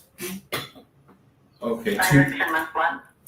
Hubble, I think Hubble is, I think that, I'm trying to remember, I think that we took that over. I bought it with the tenant in it, and she's never going to leave unless we make her. I think that's October. Okay. Now what about the 2800s? Grandma, I think Grandma and Rosemont are in spring. Okay. And then what's the last one? What's the last one again? I'm sorry, I have it, but I just have my notes up in a different place right now. Grandma and Rosemont. Rosemont. Do you know Rosemont when that one's up? I think that's in the spring too. Okay. Oh no, I take that back. They just raised that rent. So that's up to 800 now. Yeah, they just raised that rent probably again like 2 months ago. So it's probably up next October or September. Yeah. Okay. Okay, so we'd be buying these with the tenants all in there? No problem. Okay. And then in terms of time frame, typically we could do about 30 to 60 days. Is that a time frame that works for you? We could probably prefer to punt it to next year. Okay. That's easier for us, gives us enough time to raise our money and do what we gotta do. Yeah, I would probably prefer that. Not an issue, okay. That gives me time to figure out what we want to do too. Exactly. Figure out a place to put the money, find some new investments. I mean, I also wholesale, so maybe we can find you guys some investments too to put in somewhere closer to Seattle. I have a real estate community, and so one of my community lives right outside of Seattle, I think. I forget what town. But she's always finding good stuff out there. Right on. The only thing is the prices are, you're not going to get similar returns, but you're going to get less stress. Well, yeah, it's exactly. Well, that's why we went to Detroit. That's why we went there, right? It was a great returns are awesome. They absolutely are. But as they say in investing, the bigger the return, the bigger the stress. That's about right. And I'm usually chasing less stress nowadays, but I'm only 30, so we could handle another 10 years of some good stress right now. All right. Well, I strongly suggest it. It's a great game to be in, and do it now and then slide later. Absolutely. No, that's what it is. And then once I'm older, I'll get some triple net leases on some commercial stuff and just coast from there. Just probably make 5% of my money, but I'll be very glad with that because I don't have to deal with anything. Right, exactly. Passive income. Absolutely. That's the name of the game. Okay, and I guess is the only reason that you guys would be selling these is literally just because of the just them being in Detroit and you being in Seattle, or I guess what's the reason you're actually looking to sell these now? Other than time. Again, Yeah, I mean, again, I'm not sure I do, but I think mostly, like, if I had something that would just that make it like it was my money closer to home, I probably would be encouraged to enticed to look at that. Okay. That makes sense. That makes sense. And are these the only investments you have in real estate or just the ones in Detroit? Just that, right now, that's all I have in Detroit, and then I have another partnership where I have stuff in Montana. But I'm not interested in selling anything. Just Detroit. Gotcha. Okay. And has it been, other than the property manager, how's the experience been being an investor? Well, I've been an investor forever. So, I mean, I lived it through the 2008 fiasco. I love being an investor. Is that what your question is? Yeah. Just, I mean, some people, like one of my best friends is like, he hates being a landlord. He won't do it anymore. He just lends his money because of it. But some people love it. Some people hate it. No, it's an adrenaline rush. I love it. It is. I mean, every day's a new day in this business. So. Yeah, every day's a new problem. Yes. So you figure out how to solve those things, and then you just move on from there. And you kind of get numb to it after doing it for so long. Like I got to the point. I mean, I've only been in the business for 5 years. I was doing insurance and financial planning before then. But I'm at the point where the problems come. I'm so numb to it. It's just like, okay, let's find a solution. We're gonna figure it out, and it always does get figured out. Usually. Yeah, you're good. You've learned it so quickly. That's awesome. Because that's the truth, right? I mean, the early on stuff the stuff that kept you up at night. Now it's like, oh well. Yeah, I don't lose. Most of the stuff we don't lose sleep from anymore. It's like different problems now that maybe take my sleep, but for the most part, we're a lot calmer. Higher level stuff, yeah. That's exactly. It's just bigger problems now, or just different ones, I guess. But that's what it is. It's funny because when I think the reason I became so numb to it so quick is because we've just had so much BS come up so fast in the last 5 years. It's like now it's just second nature. We just went. This is all I do full time. I don't do anything else. So I think that kind of made it be like that. Yes. Well, that's what you do, right? Good for you. Absolutely. Good for you.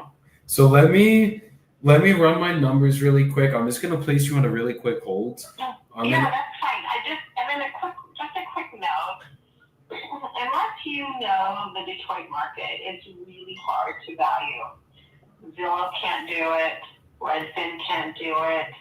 Because Detroit is literally, which is why I have somebody literally on the ground right now trying to give me values. Because from one neighborhood to the next, just because it's in the same zip code, you can't figure market value out by zip code. Like I can do that here in Seattle. I can tell you from MLS comps and stuff, I can figure that out. I can't figure that out in Detroit, so I need very specific knowledge of Detroit. So keep that in mind when you go do your evaluations. If you. Oh, I go block by block. Trust me, I've gotten my butt kicked in Detroit a lot, so it's kind of made me very, very familiar with the way the market is over here. It's almost like Philadelphia is another market we're in. It's like I'm on one street, I go over one block, and it's completely different comps. It's actually crazy the way it works out there. So that kind of trained me with this area. Right. Perfect. Okay, great. Well, I'll just hang tight then. Yeah, I'll be right back with you. Just give me about a minute or two. I have my team right here behind me helping me comp these out as we've been speaking. Okay, great. Okay, 2 seconds. Okay. So you guys are basically saying essentially 50 to 60, 50 to 60, 65 to 75. So basically 50 to 60 a property all the way around the board. Yeah. Closer to 50. Maybe start at 40, I think 45. I'm going to offer 50s. I'm going to offer probably 50s for the older one. For the two that's doing $1,300 a month, I'm going to come in at like 59. The ones that are doing $800 a month, I'm going to come in like 49 to 50.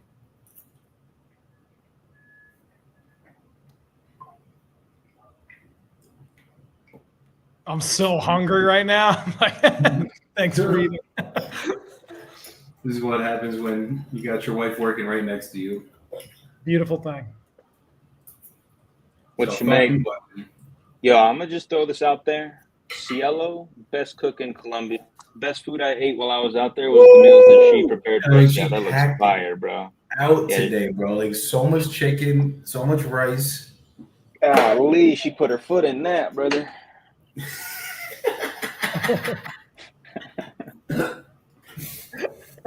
Now, for real, the first dish, was it the first night that we went to your apartment and Cielo made us dinner? And I was like, yo, this might be the best meal I've had in like a long time. That shit was so fun. I don't even remember what it was, but I remember being completely enamored with that food on my plate.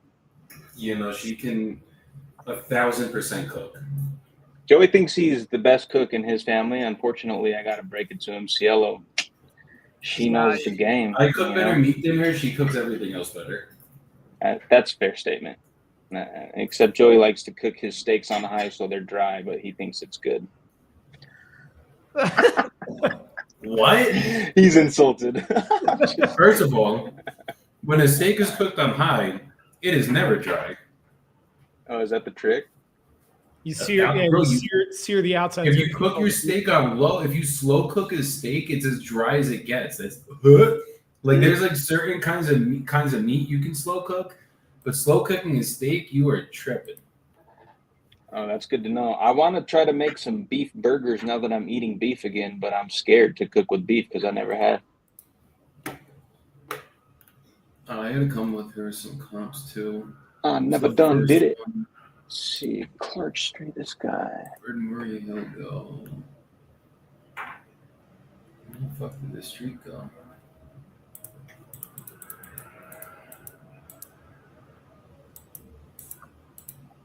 Oh, give me a second.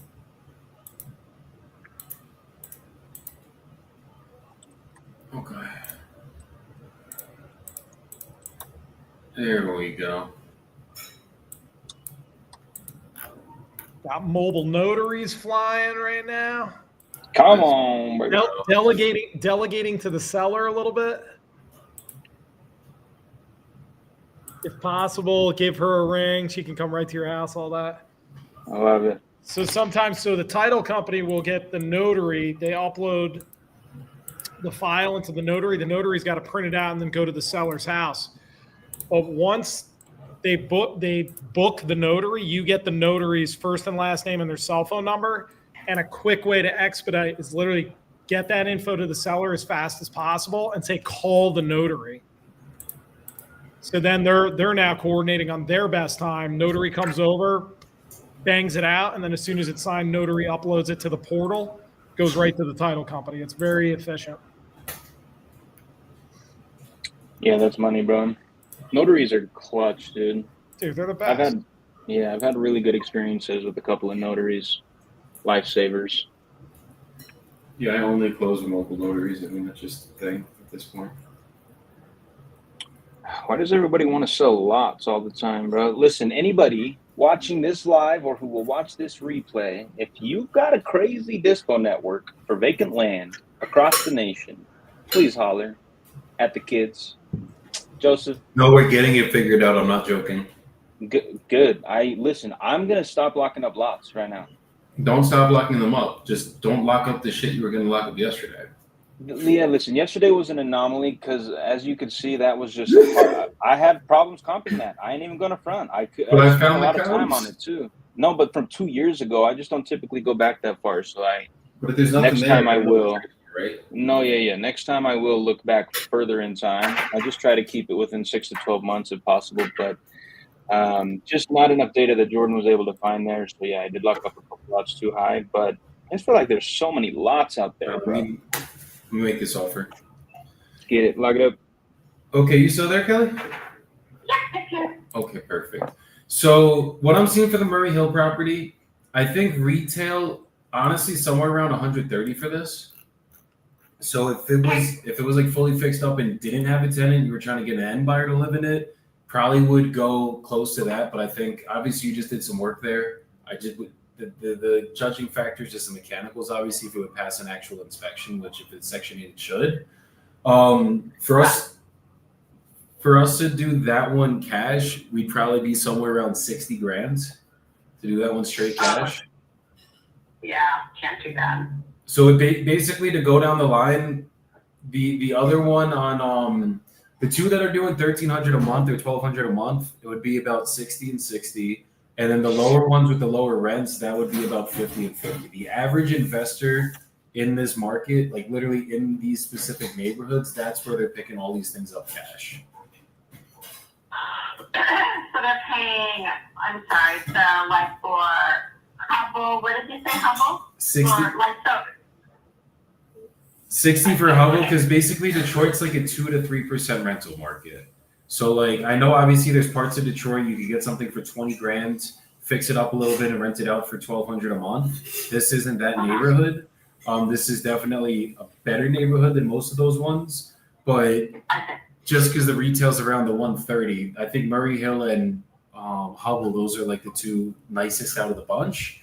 And then the other two being rented out for 800 a month. It's just there's no anything above 50 grand in a market like this. No investor is going to pick it up too much higher than 50 grand. And basically, there's no commissions with us. Obviously, it's as is. right. But that's just where we'd have to be. Okay, no, I understand. So yeah, my mortgage on Murray Hill is higher than that, so I can't. Yeah, so Murray Hill, that's off the table. How high is that mortgage, if you don't mind me asking? I think it's around 90 grand. Oh, okay. Did you like refinance it to do some of the work then? I'm guessing. I did. When I bought it, we just paid cash, and then I refinanced it after we fixed it. Got you. Because yeah, I could see that. I mean, if it's fully fixed up cash loan, it probably would appraise that high. It's just obviously if the investor's going to buy it, we would need it at a better deal. So, but you think so that doesn't? Excuse me. That is somewhat encouraging. That perhaps if I just sold it outright on the market, maybe it's around that price range of 130. You'd have to get the tenant out, and I think you might. Yeah. I mean, you just fixed it up, so I don't think it's going to really need much on that one. That one might be the winner for you to like go list that one and do it that way. Yeah, I maybe think that's how we do that one. Yeah. But I've stuck with that one for a while, so that's fine.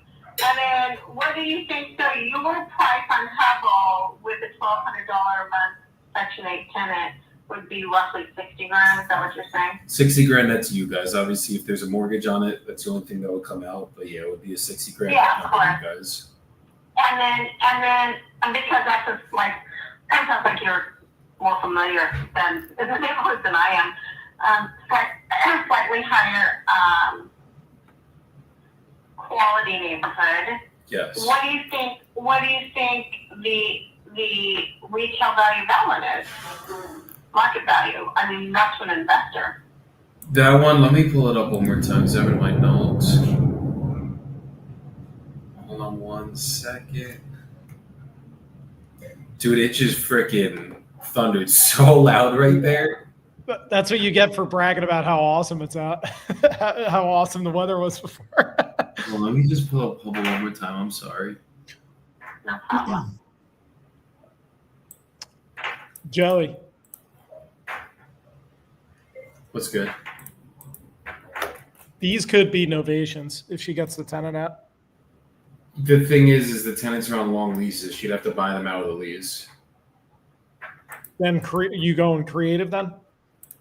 I'm thinking straight cash for these. I just think the other one's just not a fit at all. Like it's just like there's 90K mortgage. I don't think there's even a novation. It's worth about 130, but I don't think it's gonna sell for 130 right now. It might. I think when you said the 130, I think you kind of shot yourself in the foot a little bit there because like I saw one that just sold for 107. That was really similar. And then her being a realtor, she's thinking retail. How high can I get this? The one on Hubble, honestly, is probably worth around 90 to 100 because there's one that just sold for 128 that was gigantic. Oh, okay. Yeah, this one's not real big. Okay, that's encouraging. Yeah, I think about 90, closer to 90 if I'm looking at it deeper. Probably. Okay, yeah, that's probably what I suspected. In that neighborhood, again, it's really difficult for me because I'm not local. And like I said, the neighborhoods they vary And then what about Grandmont and Rosemont? I mean, if I just wanted to sell you those last three, Humboldt, Grandmont, and Rosemont, as what I mean, presuming everything mechanicals and everything are sufficient, what would you say on those? So it'd be 60, 50, and 50. So basically, give or take, you would net 160 on the three as a package. Okay, I see. And We would take it with the tenants, obviously, too. So we'd have to. I need to take it with the tenants in there. You've given me something to think about. Do you think that's a number you could work with at the 160? Well, now I'm going to have to talk to my husband. Now, I'm the realtor in the family, but now I'm going to have to talk to him to see if he thinks he likes the headache to go away or not for that price, perhaps. Is there a way maybe we could get him on a call? Would that be possible? No, he went for UPS. He's driving. Yeah, I think there's no way he can do that right now. But can you do me a favor? Like, can you call me back tomorrow? Yeah, what time tomorrow do you think would work? Let's see. Tomorrow is November 18th. Oh, I have to deal with my property manager there in the morning. And I have some stuff. I have a 12 o'clock my time appointment. So maybe can we do it? Can you call me maybe tomorrow around 10 a.m. my time? So that would be Eastern, so that would be 1 p.m., right? Are you East Coast time? Yeah, I'm on East Coast time. Yeah, so that would be 3 hours. Does that make you 1 o'clock? Let me just pull up the calendar. Yeah, tomorrow one's actually perfect. Wide open. Okay. Yeah, I'd like to continue this conversation. Let's do it. Hopefully, All right. you talk to him. He's good with it, and we could work this out together. Okay, Joey. Let's see what we can put together. This might be something.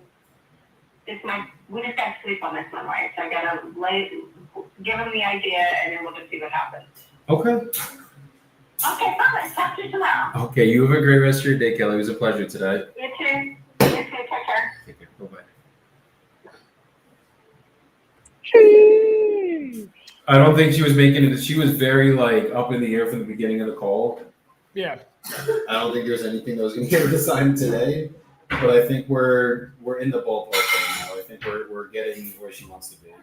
Trending in the right direction. Her husband's probably going to be the bottleneck, and it sounds like she is going to try to sell him on this. That's what it sounds like. Yo, yeah, that was well done. What's up with these Detroit sellers looking to sell like 3 to 5 properties at a time? I literally have a guy right now who I'm working on 3 properties in Detroit with as well. Headaches, massive headaches. Bad investments. They need a savior. The area. Yeah. Mm. Yeah, Detroit's pretty rough. People watch they watch videos on the Burr method. They see the Section 8 rental things, and they're like, "Oh, this sounds fucking good. This will be easy. The government pays. I don't have to deal with any headaches." And they forget what Section 8 tenants come with.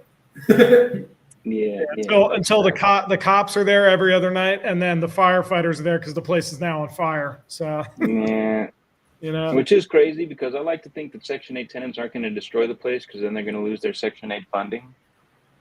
But depends. I don't know. Maybe some people like to be homeless or sleep in shelters. Who knows? Yeah, if that was their upbringing, they'll find a way to get back to there because they feel uncomfortable in a good spot. Yeah, for sure. For sure, reverting to the mean. Yo, tell me why my AI just made a whole ass offer. That's too high. I don't agree with the offer, dude. Give me 2 seconds. We go wash the hands. What was it on chat, Chat GPT or what? No, the AI in my CRM that has conversations with my sellers. Guy's like, I want 119, and the bot responded with a whole paragraph and then said, would you be open to a preliminary offer in the range of 100 to 110?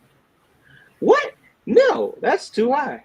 That's too high. I need to be Well, like they're 80. probably just like It sounds it sounded good. Like if you hear just those numbers, like the gap, but if you don't analyze the deal, no, you should Right. definitely just put in training. You are to never make an offer. You are to book appointments and you are to get them on the phone with the closers as fast as possible. Check this one out for me real quick, because maybe it did some underwriting and I don't know. But I don't know. I don't think it's good. I think we need to be.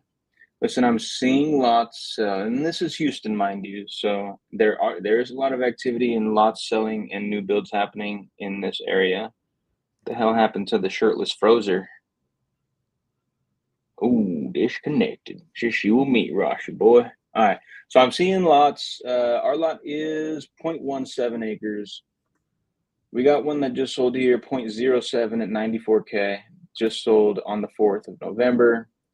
There's 0.35 that sold at 155. Realistically, anything above like 0.25 is selling closer to 140, 150. But anything like, there's one here, 0.22 sold at 90, 0.2 sold at 70, 0.13 sold at 100, 0.2 at 85, 0.16, 125. So we're somewhere in the ballpark, but I don't think I like it at 110, for sure not. These I recommend reverse wholesaling. So you call like two builders in the area, just confirm what zip codes and get their full-blown criteria. If the stars align, see what they would pay, and then you're coming under. But lots, because they're a little bit of a bitch, reverse wholesale them. Like I got two right now, two builders. Let's see, Oracle City Homes.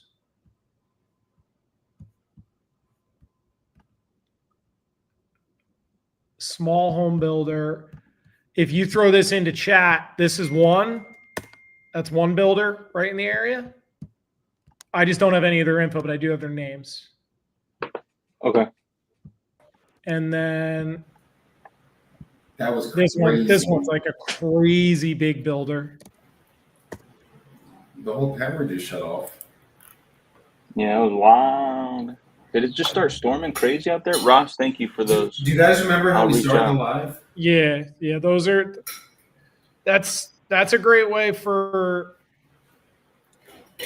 Like you could find deals on the MLS. You could like when you find out where builders are buying at. I mean, it's really powerful because like you can just only take on lots in those areas, and then you can get rid of them so quick. Like it's really, really quick. I actually like that idea a lot, reverse wholesaling on lots. Yeah. That's how we got to attack it moving forward for sure. It doesn't even need to be reverse. This is my thing. When it comes up, look at it as a reverse wholesale, like he's saying. Like, you know what I mean? Like you don't have to go, okay, now I'm going to go find lots in Port Charlotte, Florida. No. Just when they come across my desk, I'm going to go call builders. Yeah. Well, you could call them, but I would just look at where they fucking bought already. The builders? Like, where did it, bro? You gotta, the land deal I was looking at, right? Everyone's buying 35K. Yeah. Like, okay, I'm getting this for 25K. I could sell them fucking 35K because they already bought 4 lots down the street for 35K. Same size. Well, they were a little bit bigger. That's why we couldn't do it. But once you, like, just go, it's the same shit as the cash comp method. Just go with the data. Like, if there's data. So, question, I don't know how to look up what a builder bought. How do you do that? What do you mean? You do that on PropStream? Look at the land comps. And then go into their profile, look at linked property. Let me show you. I'm going to give you guys a quick land comp lesson. You want to see my screen? Screen share. Yeah. So let's say this guy, for example. This guy just hit me on his lot. He wanted 90K. I looked at it really quick. I was like, let's see what we could do. Wait, fuck. Let me see if we can find this message that just came in on Lead Connector. Okay, I gotta pull this lady up because I gotta call this lady next. Jordan, I got a couple for you. How big? So how look big here, is that? guys. How big's a lot? 0.17 acres. I take this fucking minimum out. This is the only annoying thing about Zillow is once you guys put in filters, they stay for your next searches. Yeah. Drives me crazy. 0.1. A lot just sold for in 2024, December, a 0.16 lot, 41,000. Yeah. So you guys let's see if I this? can find Am I so showing? out. Yes. So it's like I'm gonna go and see where the builders bought, right? Like this one bought one for 78K in this market. It was sold on the MLS for 78K. Right? That was a 10,000 square foot lot. There's no pictures, so can't tell if it was cleared or not. This one sold for 69K. Same thing. Sold on the MLS. This is probably the ceiling of where these lots are going. This one sold for 40K. I think that's the one I pulled up. No, you're in. I'm in He's Cape in Coral. I'm in different. Cape Coral. Oh, okay. I was gonna say. This sold public record for 40K. Probably sold for 50, 60 because the other ones were selling for 70, right? Mm-hmm. This one sold for 90K. You know what I mean? So it's like this has water access. That's probably why it sold for 90. It's literally right here on this water. This one doesn't have water access. That's why it sold for 40. Same with this one, no water access. 78, that was the ceiling. Does that make sense? So But it's then like it's close. That 78 one's closer to that next body of water. So maybe exactly, but it's still in the corner, right? So it's like, and this is just a little lake. This one has like channel access or whatever the fuck it is, so you could probably take a boat somewhere. Yeah, usually these things like they have you could get out to the ocean with these. That's why there's these little channels there, or it just is a nice looking area, whatever. But that's how you guys comp land. It's like you just got to look for what is going on in this market. So in Texas, it's non-disclosure. Zillow is not an effective tool to use the method that you just showed because it's all estimated. So I'm in Propelio. Let me tell you what I'm seeing. My lot's 0.17. On the 4th of this month, a 0.07 acre lot just sold for 94. Is this the same one from yesterday? No. This is a guy I'm just talking to today. This is the one that the AI just sent him an offer at freaking 110, which I already know is too high. So I'm gonna have to call this guy. He's ready to I sign don't a think that was contract. an offer. They said right now. preliminary offer, right? I don't know anything about your land. They're just trying to gauge what the AI is doing there is they're trying to gauge where is this guy at? Is he negotiable? Okay. That's the point of sending that false offer. So then, yes, he is negotiable because he asked 119. AI said 100 to 110. He says if you could do 110, so cool. We could work with it. But 94K, 0.07, 0.2290, 0.270, 0.1300, 0.285, 0.16, 125. How far out from your subject property are those? This is all within half mile. And also can you do 0.1 or 0.15 or 0.2 miles? 0.25 miles shows no sold comps, just active, and one pending at 70K. What are it's in the chat. What are the actives at right there in that neighborhood? We got an active. Where is it on the chat, Jordan? Yeah, I think it's in the WhatsApp. Oh, no, it's in the private chat here. Yeah. It's the Houston. It's the one in Houston? Yes. So actives, we got a 0.13 at 85. We got a 0.06 and a 0.09 at 50 and 65 respectively. 0.21 at 75. 0.1 at 60. 0.1 60. 0.17 70. 0.16 130. And these are all sitting on the market for a fairly long time. So safe to say that 100 ain't gonna work. Fuck no. You'd probably be lucky to sell it for 75. But then you look at the actives too. That's what we're looking at right now. Yeah, we're looking at. Yeah, you can't sell for 75. There's actives for 60. No, I'm saying lucky 75. That would be like max. Nothing sold either. Not at 0.25, so that's why I went out to 0.5. to find But some in sold. okay, put it this way, right? Builders are not buying in this area. In that You cross West quarter Little York Road, they're mile. selling over there. For whatever reason, they're not. No one's building in this area because look at the days on market: 786 days Yeah. for 55, Yeah, they're saying 65K lot, 268. I mean, 180. You're tripping anyways. You're smoking crack. Your exact lot's been listed for 76 days at like exact same lot size, everything for 70K. And then there's one pending right now that's At a little 70. bit bigger than yours, not cleared. That's been up for 19 days for 75.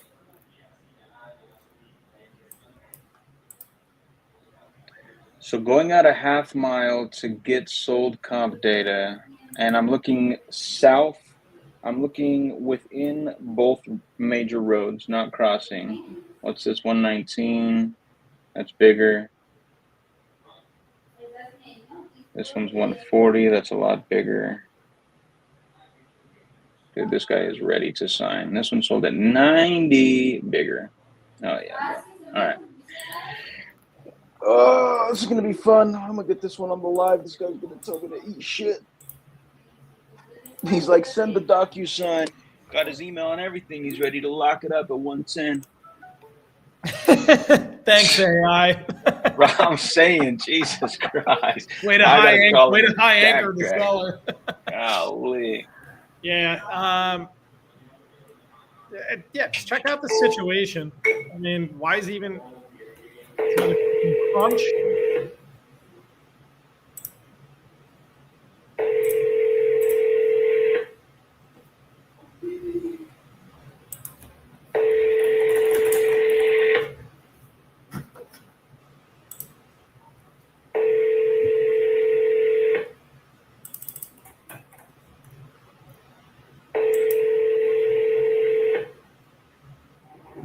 Hello, this is Katie. Sorry.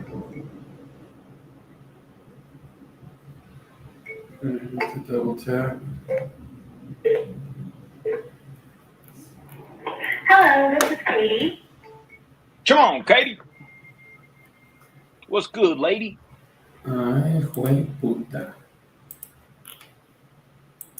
Yeah, I think you lock it up for start at 40 to offer him 50, and I think you probably can fucking sell it for 60.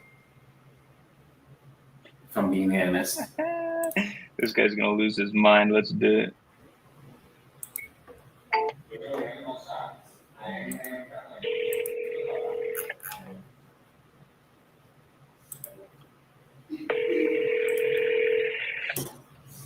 This call will be recorded for quality purposes. Hello, is this Bobby?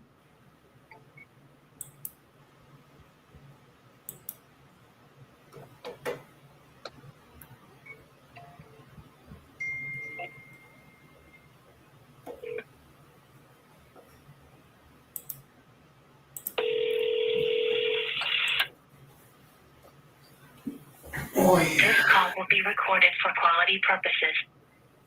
Hey, Bobby. Who's calling? Hey, Bobby. This is Jordan. How's it going, sir? Just reaching out to you about the lot out there in Houston. Okay. Yes, sir. Yes, sir. So you've been speaking with my team just a couple minutes ago. Was speaking with my assistant, wanted to get on the phone. I've been doing some research in the area, and I just wanted to get you on the line and discuss what price I actually think we can get this done for you at. You have some time? You there? I'm gonna make sure who you are. You with the one that just making up a contract? That's you? Yes, sir. That is us. Okay. So what that job, that's not, you don't accept that price, or what's the deal? Yeah. So my assistant just came and brought this to my desk, and I do most of the underwriting here at our company. So I was just taking a look around the neighborhood. At first glance, I think she thought that the range of 100 to 110,000 worked. But what I've done is I've tried to keep it within a quarter mile of your lot, and I was taking a look at the similar sized lots in the area and just the activity that's going on there. And basically what I'm seeing, sir, lots of the similar size. There's quite a few that are active on the market right now, and none of them are above 100,000 that are around 0.17 acres on this. We have one, for example, that is about the exact same size at 85,000, been sitting on the market for a little over a month. We have one that is 0.21 acres, just right up the street. That's at $75,000 sale price. It's been sitting on the market for almost 80 days. So this is just kind of the data I'm seeing. And if I come and offer you 110,000 cash, there's not going to be much room for me to make this a good investment on the back end. Just to shoot you straight, Bobby, and to waste no more of your time, if I take this lot down from you cash, I'm very interested in doing so, but I am going to need to be around the $40,000 to $45,000 range cash on this. Okay, well, you got to get one of them other lots. Okay, I mean, but you see, that's an option. So if I could go and buy one of these other lots for $50,000, why does it make sense to pay you $110,000 for yours? Location. What's good about the location? Because as far as I can see in this quarter mile, nothing's selling. None of these lots are moving. Mine's a great location. Okay, so what makes your lot worth $50,000 more than the other lots of similar size that are not selling on the market right now? Well, that's your opinion. I hear it say. I know and hear it different. I mean, I don't comp properties on opinion, sir. I look at the market data. Nobody's opinion, not yours, not mine, matters as far as how much a property is worth. All we can do is look at the data on the market. I can look at what is selling, what has sold, and what is pending. And there is also one pending lot of similar size right now, just right down the street from you, that is pending at 70,000. So that's telling me what I could likely do with this lot with my financial partners is sell this to them around 70,000. But Do I think have that's the gonna right be a address? Is stretch. it 413 Heritage Loop? 110,000, I'm losing money right out of the gate, and I just can't make an investment like that. Okay, was there a house on here in the past or something? No. Okay, hold on. So what you want me to do? Hold on 1 second. You guys are looking for about 500K for this? Yes, sir. Okay. And how many acres did you say it was? I don't know what pulled up. That is not correct. Yeah, it's coming up as 22 acres. I mean, Yeah. This is not the right property address. it's not 413. No, it is not. That is the whole other. That might be across the street or something of that nature. Do you have it listed right now? We may be on 415 now. Now that I thought it was 413, but that property that 2.3 is not. That's not our property. Let me see if it comes on this one. No, that's coming up as a single family as well. Hold on. It's not listed with the realtor, right? Because I do see land for sale for about 500K. No. We had it listed with a realtor and we took it off. It was listed for about a year and we never got back to it. But that's not the right property. Now that I pulled that up, we are for something. It was just not 413. I thought it was because when I pulled it up. Let me see if I could find it. I'm not sure what's going on here. Okay, it is 435. Aaron and Kimberly? Okay, 435. Yes, sir. Man, my apologies. You're good. We're looking at the wrong address here. So if that's the address you want, then that wouldn't be what we were selling. That's not our property. No, I mean, I could see if we could still make you an offer here. I don't know if we'll be at the 500 flat, but we could see what we could do. That's fine as well. Okay. So yeah, it's about 4.98 acres. Yes, sir. Okay. Okay. Yeah, there's one literally same exact type as yours that's listed for basically 495. Like same complex 377. That was the other one I was looking at to see if that one was yours as well. That's been up for almost a year as well. So I'm guessing. I guess the question is: are you guys negotiable at all on this? If we could actually get this done for you? Yeah, we do not need this anymore. So we can negotiate. Okay. Okay. Cool. Okay. And I guess if we were able to make you an offer that you were happy with, is it something you would be ready to start the process on today? Absolutely. Beautiful. Beautiful. Okay. And it's you and your wife on the deed? That's correct. Okay. Is she around by chance, or would she have to be here for a call like this? She wouldn't need to. I can make these decisions. However, if it was necessary for her to be on the call, we already kind of know what we want to do. So she is at work right now. But if you wanted to get back a little later, say around 6 o'clock today, our time, Central Standard, that will be fine. However, I can negotiate as well for her on her behalf. So you and her have already spoke about bottom line, essentially? Absolutely. Got it. Okay. Okay. Cool.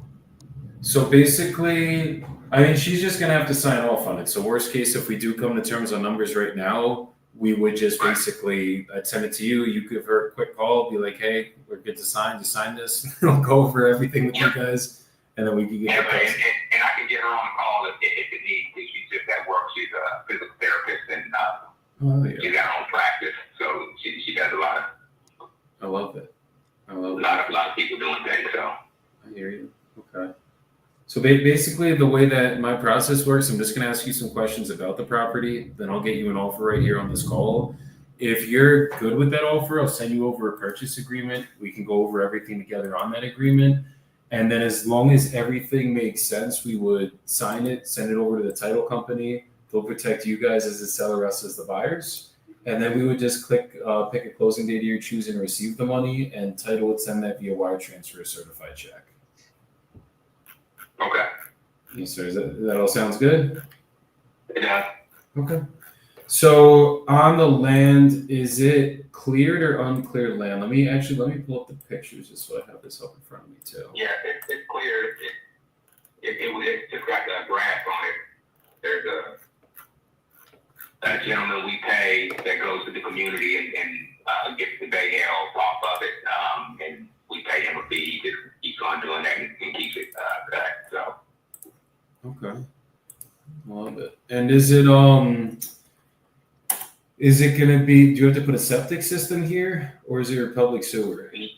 No, there's public. This is a public area. It's actually a gated equestrian community, so every lot has taps available to it. So it's functioning as a community where people will be living there. So it'll be public water, public sewer there. Yes, sir.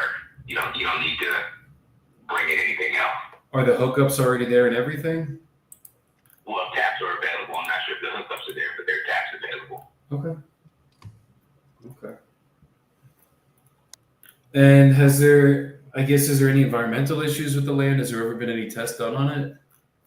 No. There's no test, but everything should be buildable and good to go? Yeah. Okay. And this is just meant to put a single family house on, essentially, correct? Yes, sir. Okay.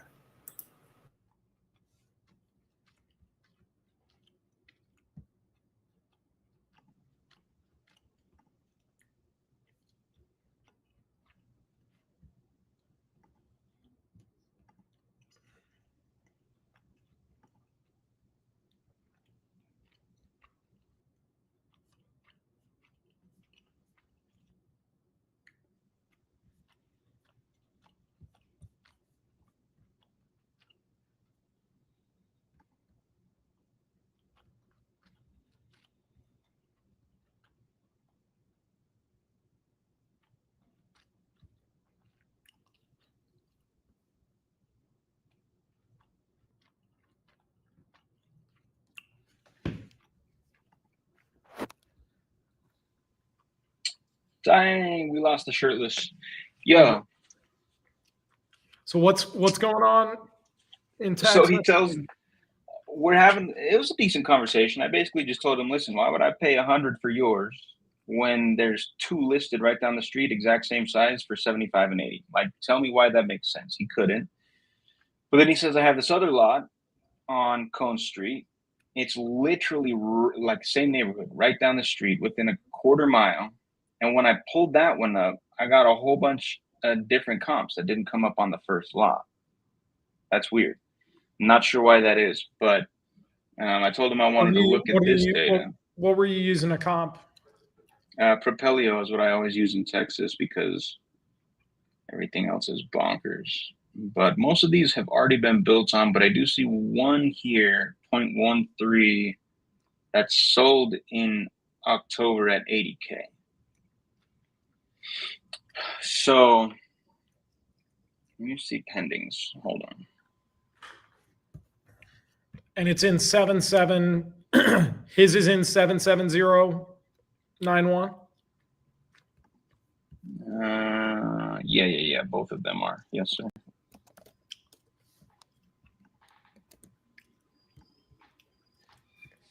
And his is 0.17, you said? So he has one at 0.17 and then one that is 0.06. He wants $62K for the 0.06. Says he just sold one across the street at $72K. Same size. What is points? Can you even build on that? 0.06? I don't know. I don't even know if I've dealt with a lot that small. This house got built on a 0.09. This one got built on a 0.09 just this year. Pending at 228. Yeah. Look at this one right here. This one built 2025, 0.06 acre lot. That property is pending at $260K right now. Okay, so 0.06 lot is 2,613 square feet. So I'm going to do lots that are 2,000 to 3,000 square feet. Wait, hold on. No, Cone Street is bigger. Dude, these comping software's got to figure it the fuck out, dude. Straight up. Property details say it's 6,000 square feet, 0.14 acres.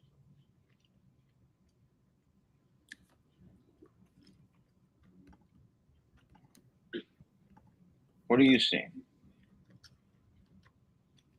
I'm just trying to find lots that are listed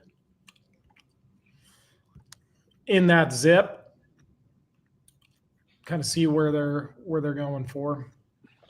What are you looking on? I'm just on Zillow. I usually just use Zillow for it. No, that's good. Because I think active, especially with how weird the market is right now, I think active listings, especially if they're not selling, you can immediately start getting even more conservative and go below them. I think it's better data than sold. I think active tells a better story right now as well. Yeah. Typically it's sold, but not. We're just in a funk right now. Let me take off pending and sold and only look at the actives. I see. So I basically got a 0.14 and a 0.16 acre lot right in like within a quarter mile of each other. He wants 62 for one, but tell me why he wants 100 for the other. Location. He says, like, sir, what? They're in the same place. Sir, the location sucks ass. I asked him straight up. I was like, what's so good about the location that makes your lot worth more than these other lots that aren't selling? He goes, well, it's just your opinion. I said, what? There's no opinions here. I'm looking at the data, sir. With that guy, I would have just told him, like, dude, it's your neighbors. Like, it's like the people right next door to you that are in the same location. This one is listed. This one's listed. Sorry, there's a crazy storm going on by me right now. My power just shut off. Check that. Yeah. All That's good. That's good data. Good data right there. So you're trying to get to the south, so that don't happen so much, huh? Exactly. That doesn't happen here. It's just, Huddle is a pretty good area in that you're not going to be in any, like, conditional seasoned weather where like tornadoes or hurricanes or anything, like you're far enough away from hurricanes and tornadoes. That's not a tornado alley. So there's not the 100-year floodplain around that area has not ever been tested. So it is that is an excellent area. My wife and I to answer your question, we're going to build our forever home there. However, my parents just began to get older, and we had to make some different moves because of that. And then her mother came out to stay with us. She's from Las Vegas. So we got quite a bit of people in our house now, just taking care of them, so we don't have to put them in a home or anything like that. So life just took a turn on us, and we had to make the best decision. So now we're just not holding on to that property. Understood. Eventually we will pass it to our kids if we don't see ourselves using it anytime soon. So that would just be property that would get passed down to my kids, and I have 5 kids, so it wouldn't be a bad thing to hold on to it. But we're not looking to do anything in the immediate future, or we don't necessarily see anything in the long run, with the exception of maybe one day putting something on there when everybody leaves the house, because our house here is way too big. But that would be what we would want to do with it if we ever did something other than giving it and passing it down. So That right makes now sense. it's just sitting. Yeah, but it's a beautiful area. Like I said, that property itself, it sits at the crest of the community as far as, so if you get a two-story house on there, man, you're going to be able to see a nice distance. So beautiful. It's a beautiful property. That's why we got it. But No, it looks gorgeous. So you guys got we had to make a change of direction. definitely. So you guys have the parents living in the house with you. We had that with my grandma to prevent her from going into a home, and I know how crazy that could get very quickly. Yeah, and just with the kids, it takes a village to raise all the children, but there's a lot of human beings and personalities in one establishment right now. So, but we're making it, we're prayed up, so it's working. Good. And where are you guys located at? We are in Crystal Falls. I'm not sure if you know where that area is. It's right by a golf course. But we're in Crystal Falls, the islands at Crystal Falls. Oh, hell yeah. Okay, that doesn't sound too bad. It's in Leander. So we're about 45 to 30 minutes, depending on traffic, away from Cutup. Got it. Okay. So you guys are going to build your forever home here. Obviously, what's going on with your parents happened, and now it's just making more sense to just sell it than obviously build there, because it's just going to be you got to have everybody in one house. You can't build a house while you're doing that. Right. The house that we have now is big enough to house everybody. It's a 6-bedroom house, so it's pretty big. But we wanted to initially, when we got to Texas, wanted to do our own thing, and life just took a turn. So we had to make a decision. That makes sense. Okay. And if we could come to terms on everything, how quickly would you be looking to get this closed out in? The regular process, 30 days. That was what I don't know anything. 30 days or however long that takes. I know we don't really want to go beyond 3 months to be doing a deal, but if that's what it takes, I don't know the process in its entirety, but I would think anywhere from 30 days to 3 months is normal. Anything beyond that would seem like it's doing some other things. Okay. That's just my opinion, but I'm not an expert in that arena. Usually for us, it's a 30 to 60 day close. Okay. Just so we can move as fast as usually title can move. We just got to make sure that as long as me and you could agree on prices, we can get this done. I just know we're going to be a very far way off from the 500, obviously. Just from seeing what's selling in this area. What's very far? I'm still running my numbers as we're talking right now. Okay. Yeah.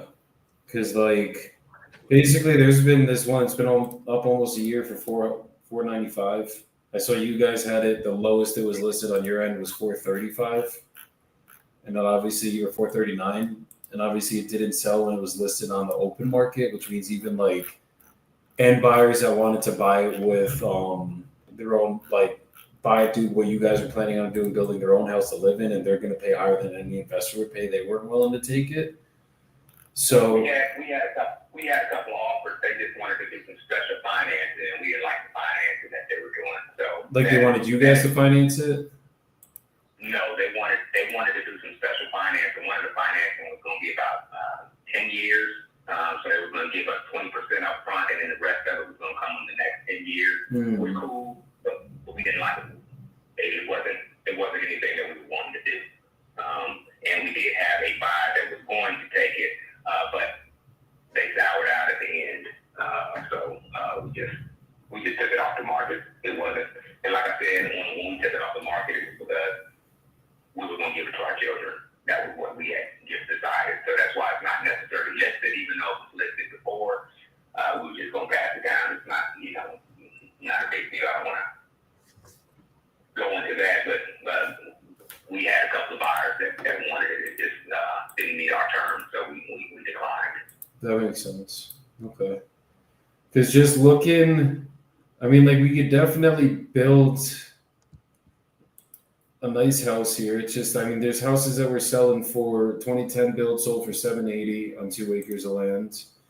There's another one, a couple more in this complex, I think. Yeah, I think these are in this complex. It's sold for 676, 640, stuff like that. And then there's the one that sold for 1.2 million on Gabriel Meadows Road.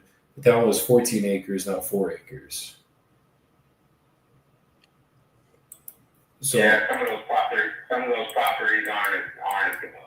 It depends on when you go in that Western community. There's a hill in there, and some of that is just land, and there's nothing there, and so you just got a bunch of acres because it is an equestrian community. So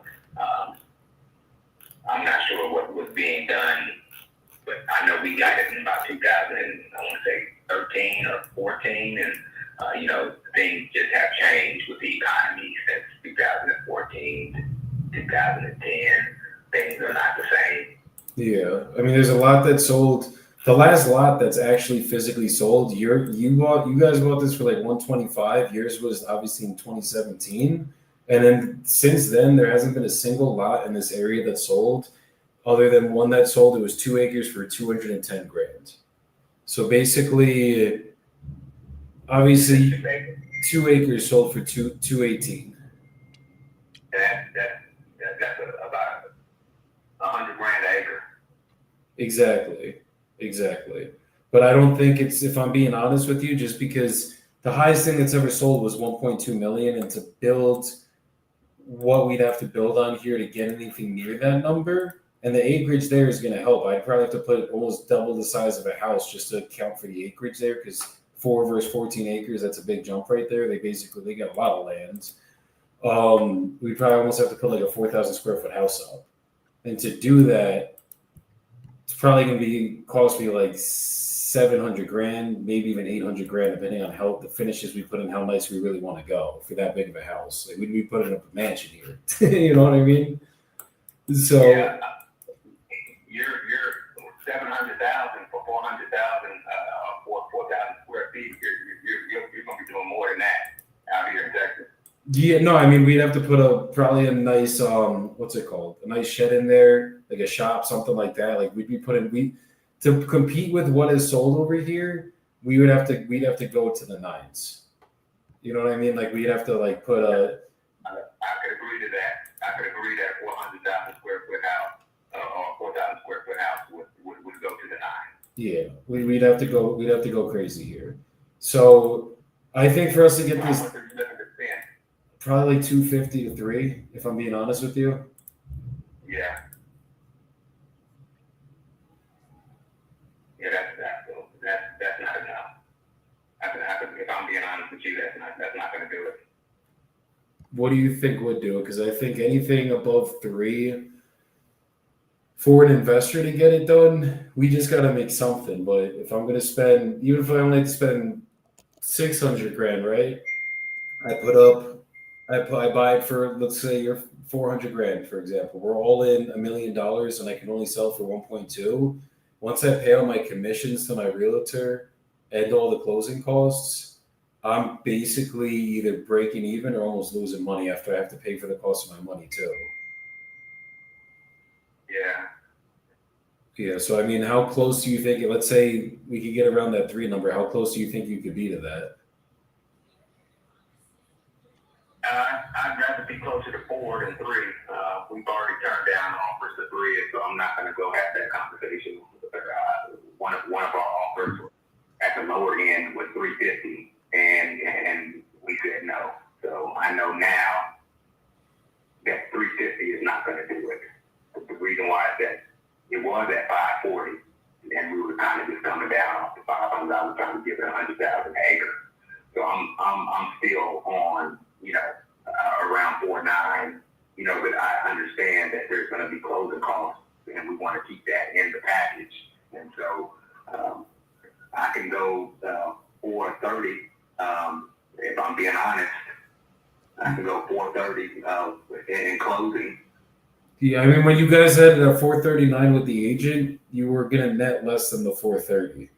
You know what I mean? But it's just even 400. I just know we couldn't do. I want to get this done for you guys. It just I can't lose money on it either. Like it got to make sense for both of us, and it's just I think the best option for you might be either relist it or go with someone like me and just basically we cover commissions, we cover closing costs. I mean, there wouldn't be commissions with us, but we get you a net number, and it would have to be something in the 3s. I don't even know if that's worth talking over there. I'm be honest with you. I get it. I don't know if I can have that conversation with it in the 3s after what we've been through. So No, I feel like if you get to the point where you are willing to take something in that range, just keep my number. I'm here to get this done for you guys. The one thing I don't want to do is be like, yeah, no, I could be at 400K, and then I just hold you up under contract and we can't actually close. Understand? Yeah. Just want to make sure, if we're gonna do it, I got to get it done for you. I'm not trying to just tell you something to make you happy today, and then we have to come change the price. I just know at 300, maybe 320, that'd probably be my max. But it's just it gotta make sense for us to build on here and turn some form of a profit. I don't gotta get rich here, trust me, but we gotta make something. Yep. Well, I'm sure that's not going to happen. So I do appreciate you calling and reaching out and speaking to me. Absolutely, brother. And look, if anything changes, let me know. If you guys need any help real estate wise, I'm here to help. But I appreciate your time today, brother. Okay. Well, thank you. Appreciate it. Thank you. You take care.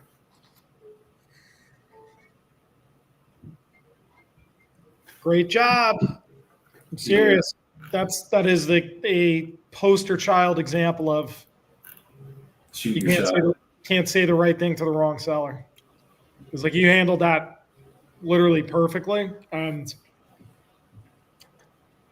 this guy was a brick wall. It's going to take a while for him to come to that realization. He's likely going to find out the hard way. He's going to get lost. He said 430 when it was listed at 439. I'm like, brother. Come on now. He's lower than 430. I know that much. The second I saw 439, I'm like, you're just playing games with me right now. Right. All good. Let's do a soapbox, and I got to hop off of here because I got to get into a training, 2 trainings back to back. But who wants to start?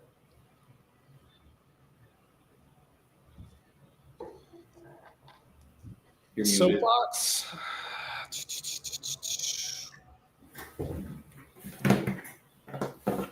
Let's kick it off today.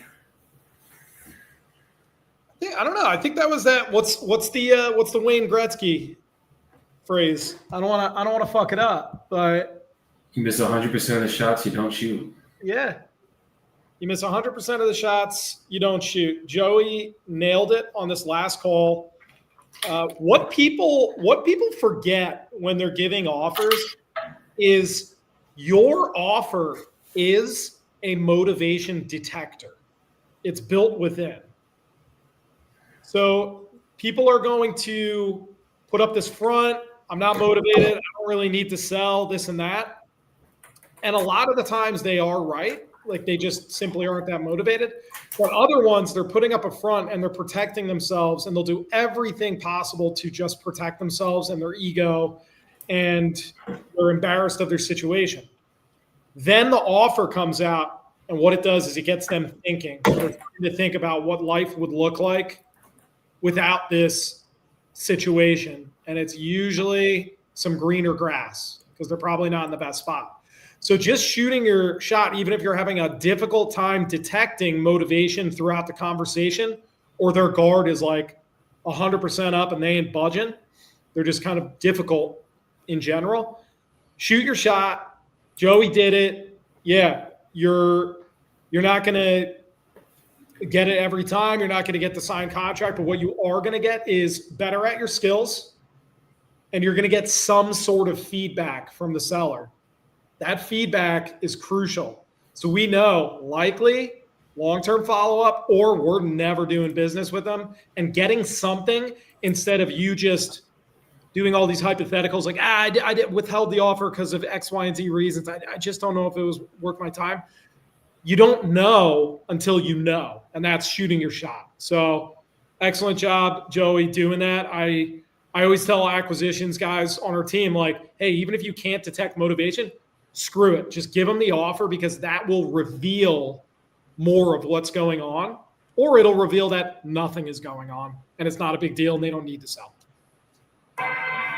Fuck yeah. You're muted, Jordan. Thanks, Russ. That's good advice. And yeah, I guess shout out to Joey for doing a good job or something. No, I'm just saying, Will. You did a good job. Can we change the name again? No, I didn't. You did a great job. I agree with Russ 100%. Sometimes you just got to take the shot. And I know there's a lot of people out there who are like, it's not worth making the offer. I'm too far off. But dude, it's gonna take you 3 minutes to speak it out of your mouth. Just get it out. And you never know. You make that offer. They say no today. 4 months from now, when they still haven't sold it, guess who they're gonna remember? The shirtless guy who was awesome to talk to on the phone, left a great impression with the conversation they had. Can you do the JETS, Jets? Hilarious. No, because the long-term follow-up, especially when you leave your like breadcrumbs, which is your offer, and then you just bounce, they're going to remember when the shit hits the fan. They're going to remember that. Especially if they liked you, that is going to, as Jordan said, that's going to resonate with them. They're going to sit there and be like, I didn't like his offer, but I liked him. And now the situation's kind of getting way worse. And that offer is making some sense right now with what's going on. I'm going to give him a call back, or I'm going to text them. And if you have a great CRM and follow-up systems or AI bots texting them to keep your company at the forefront of their mind. So when they think, I'm going to sell my house, they're going to think of Jordan, or I'm going to sell my house, I'm going to think of Joey. When they have that going on and we're at the forefront, the stars will align, and it's going to be a very quick signed contract and a much different conversation because we now have the leverage. 100%. Yep.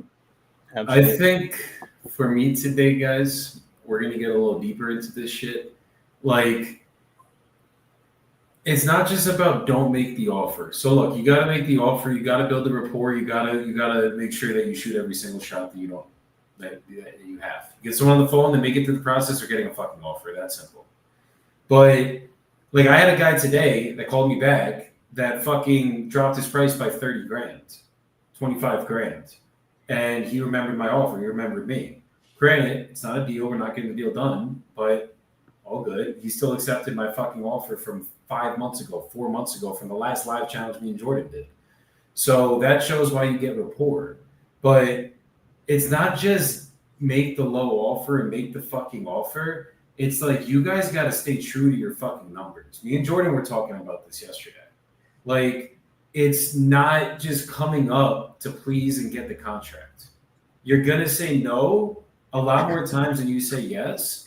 And when you start doing that, you start being more selective with your contracts. You make sure that the numbers that you're locking it up actually make sense. And you know that MAO says to be at 60 grand, and MAO also means make absolutely nothing.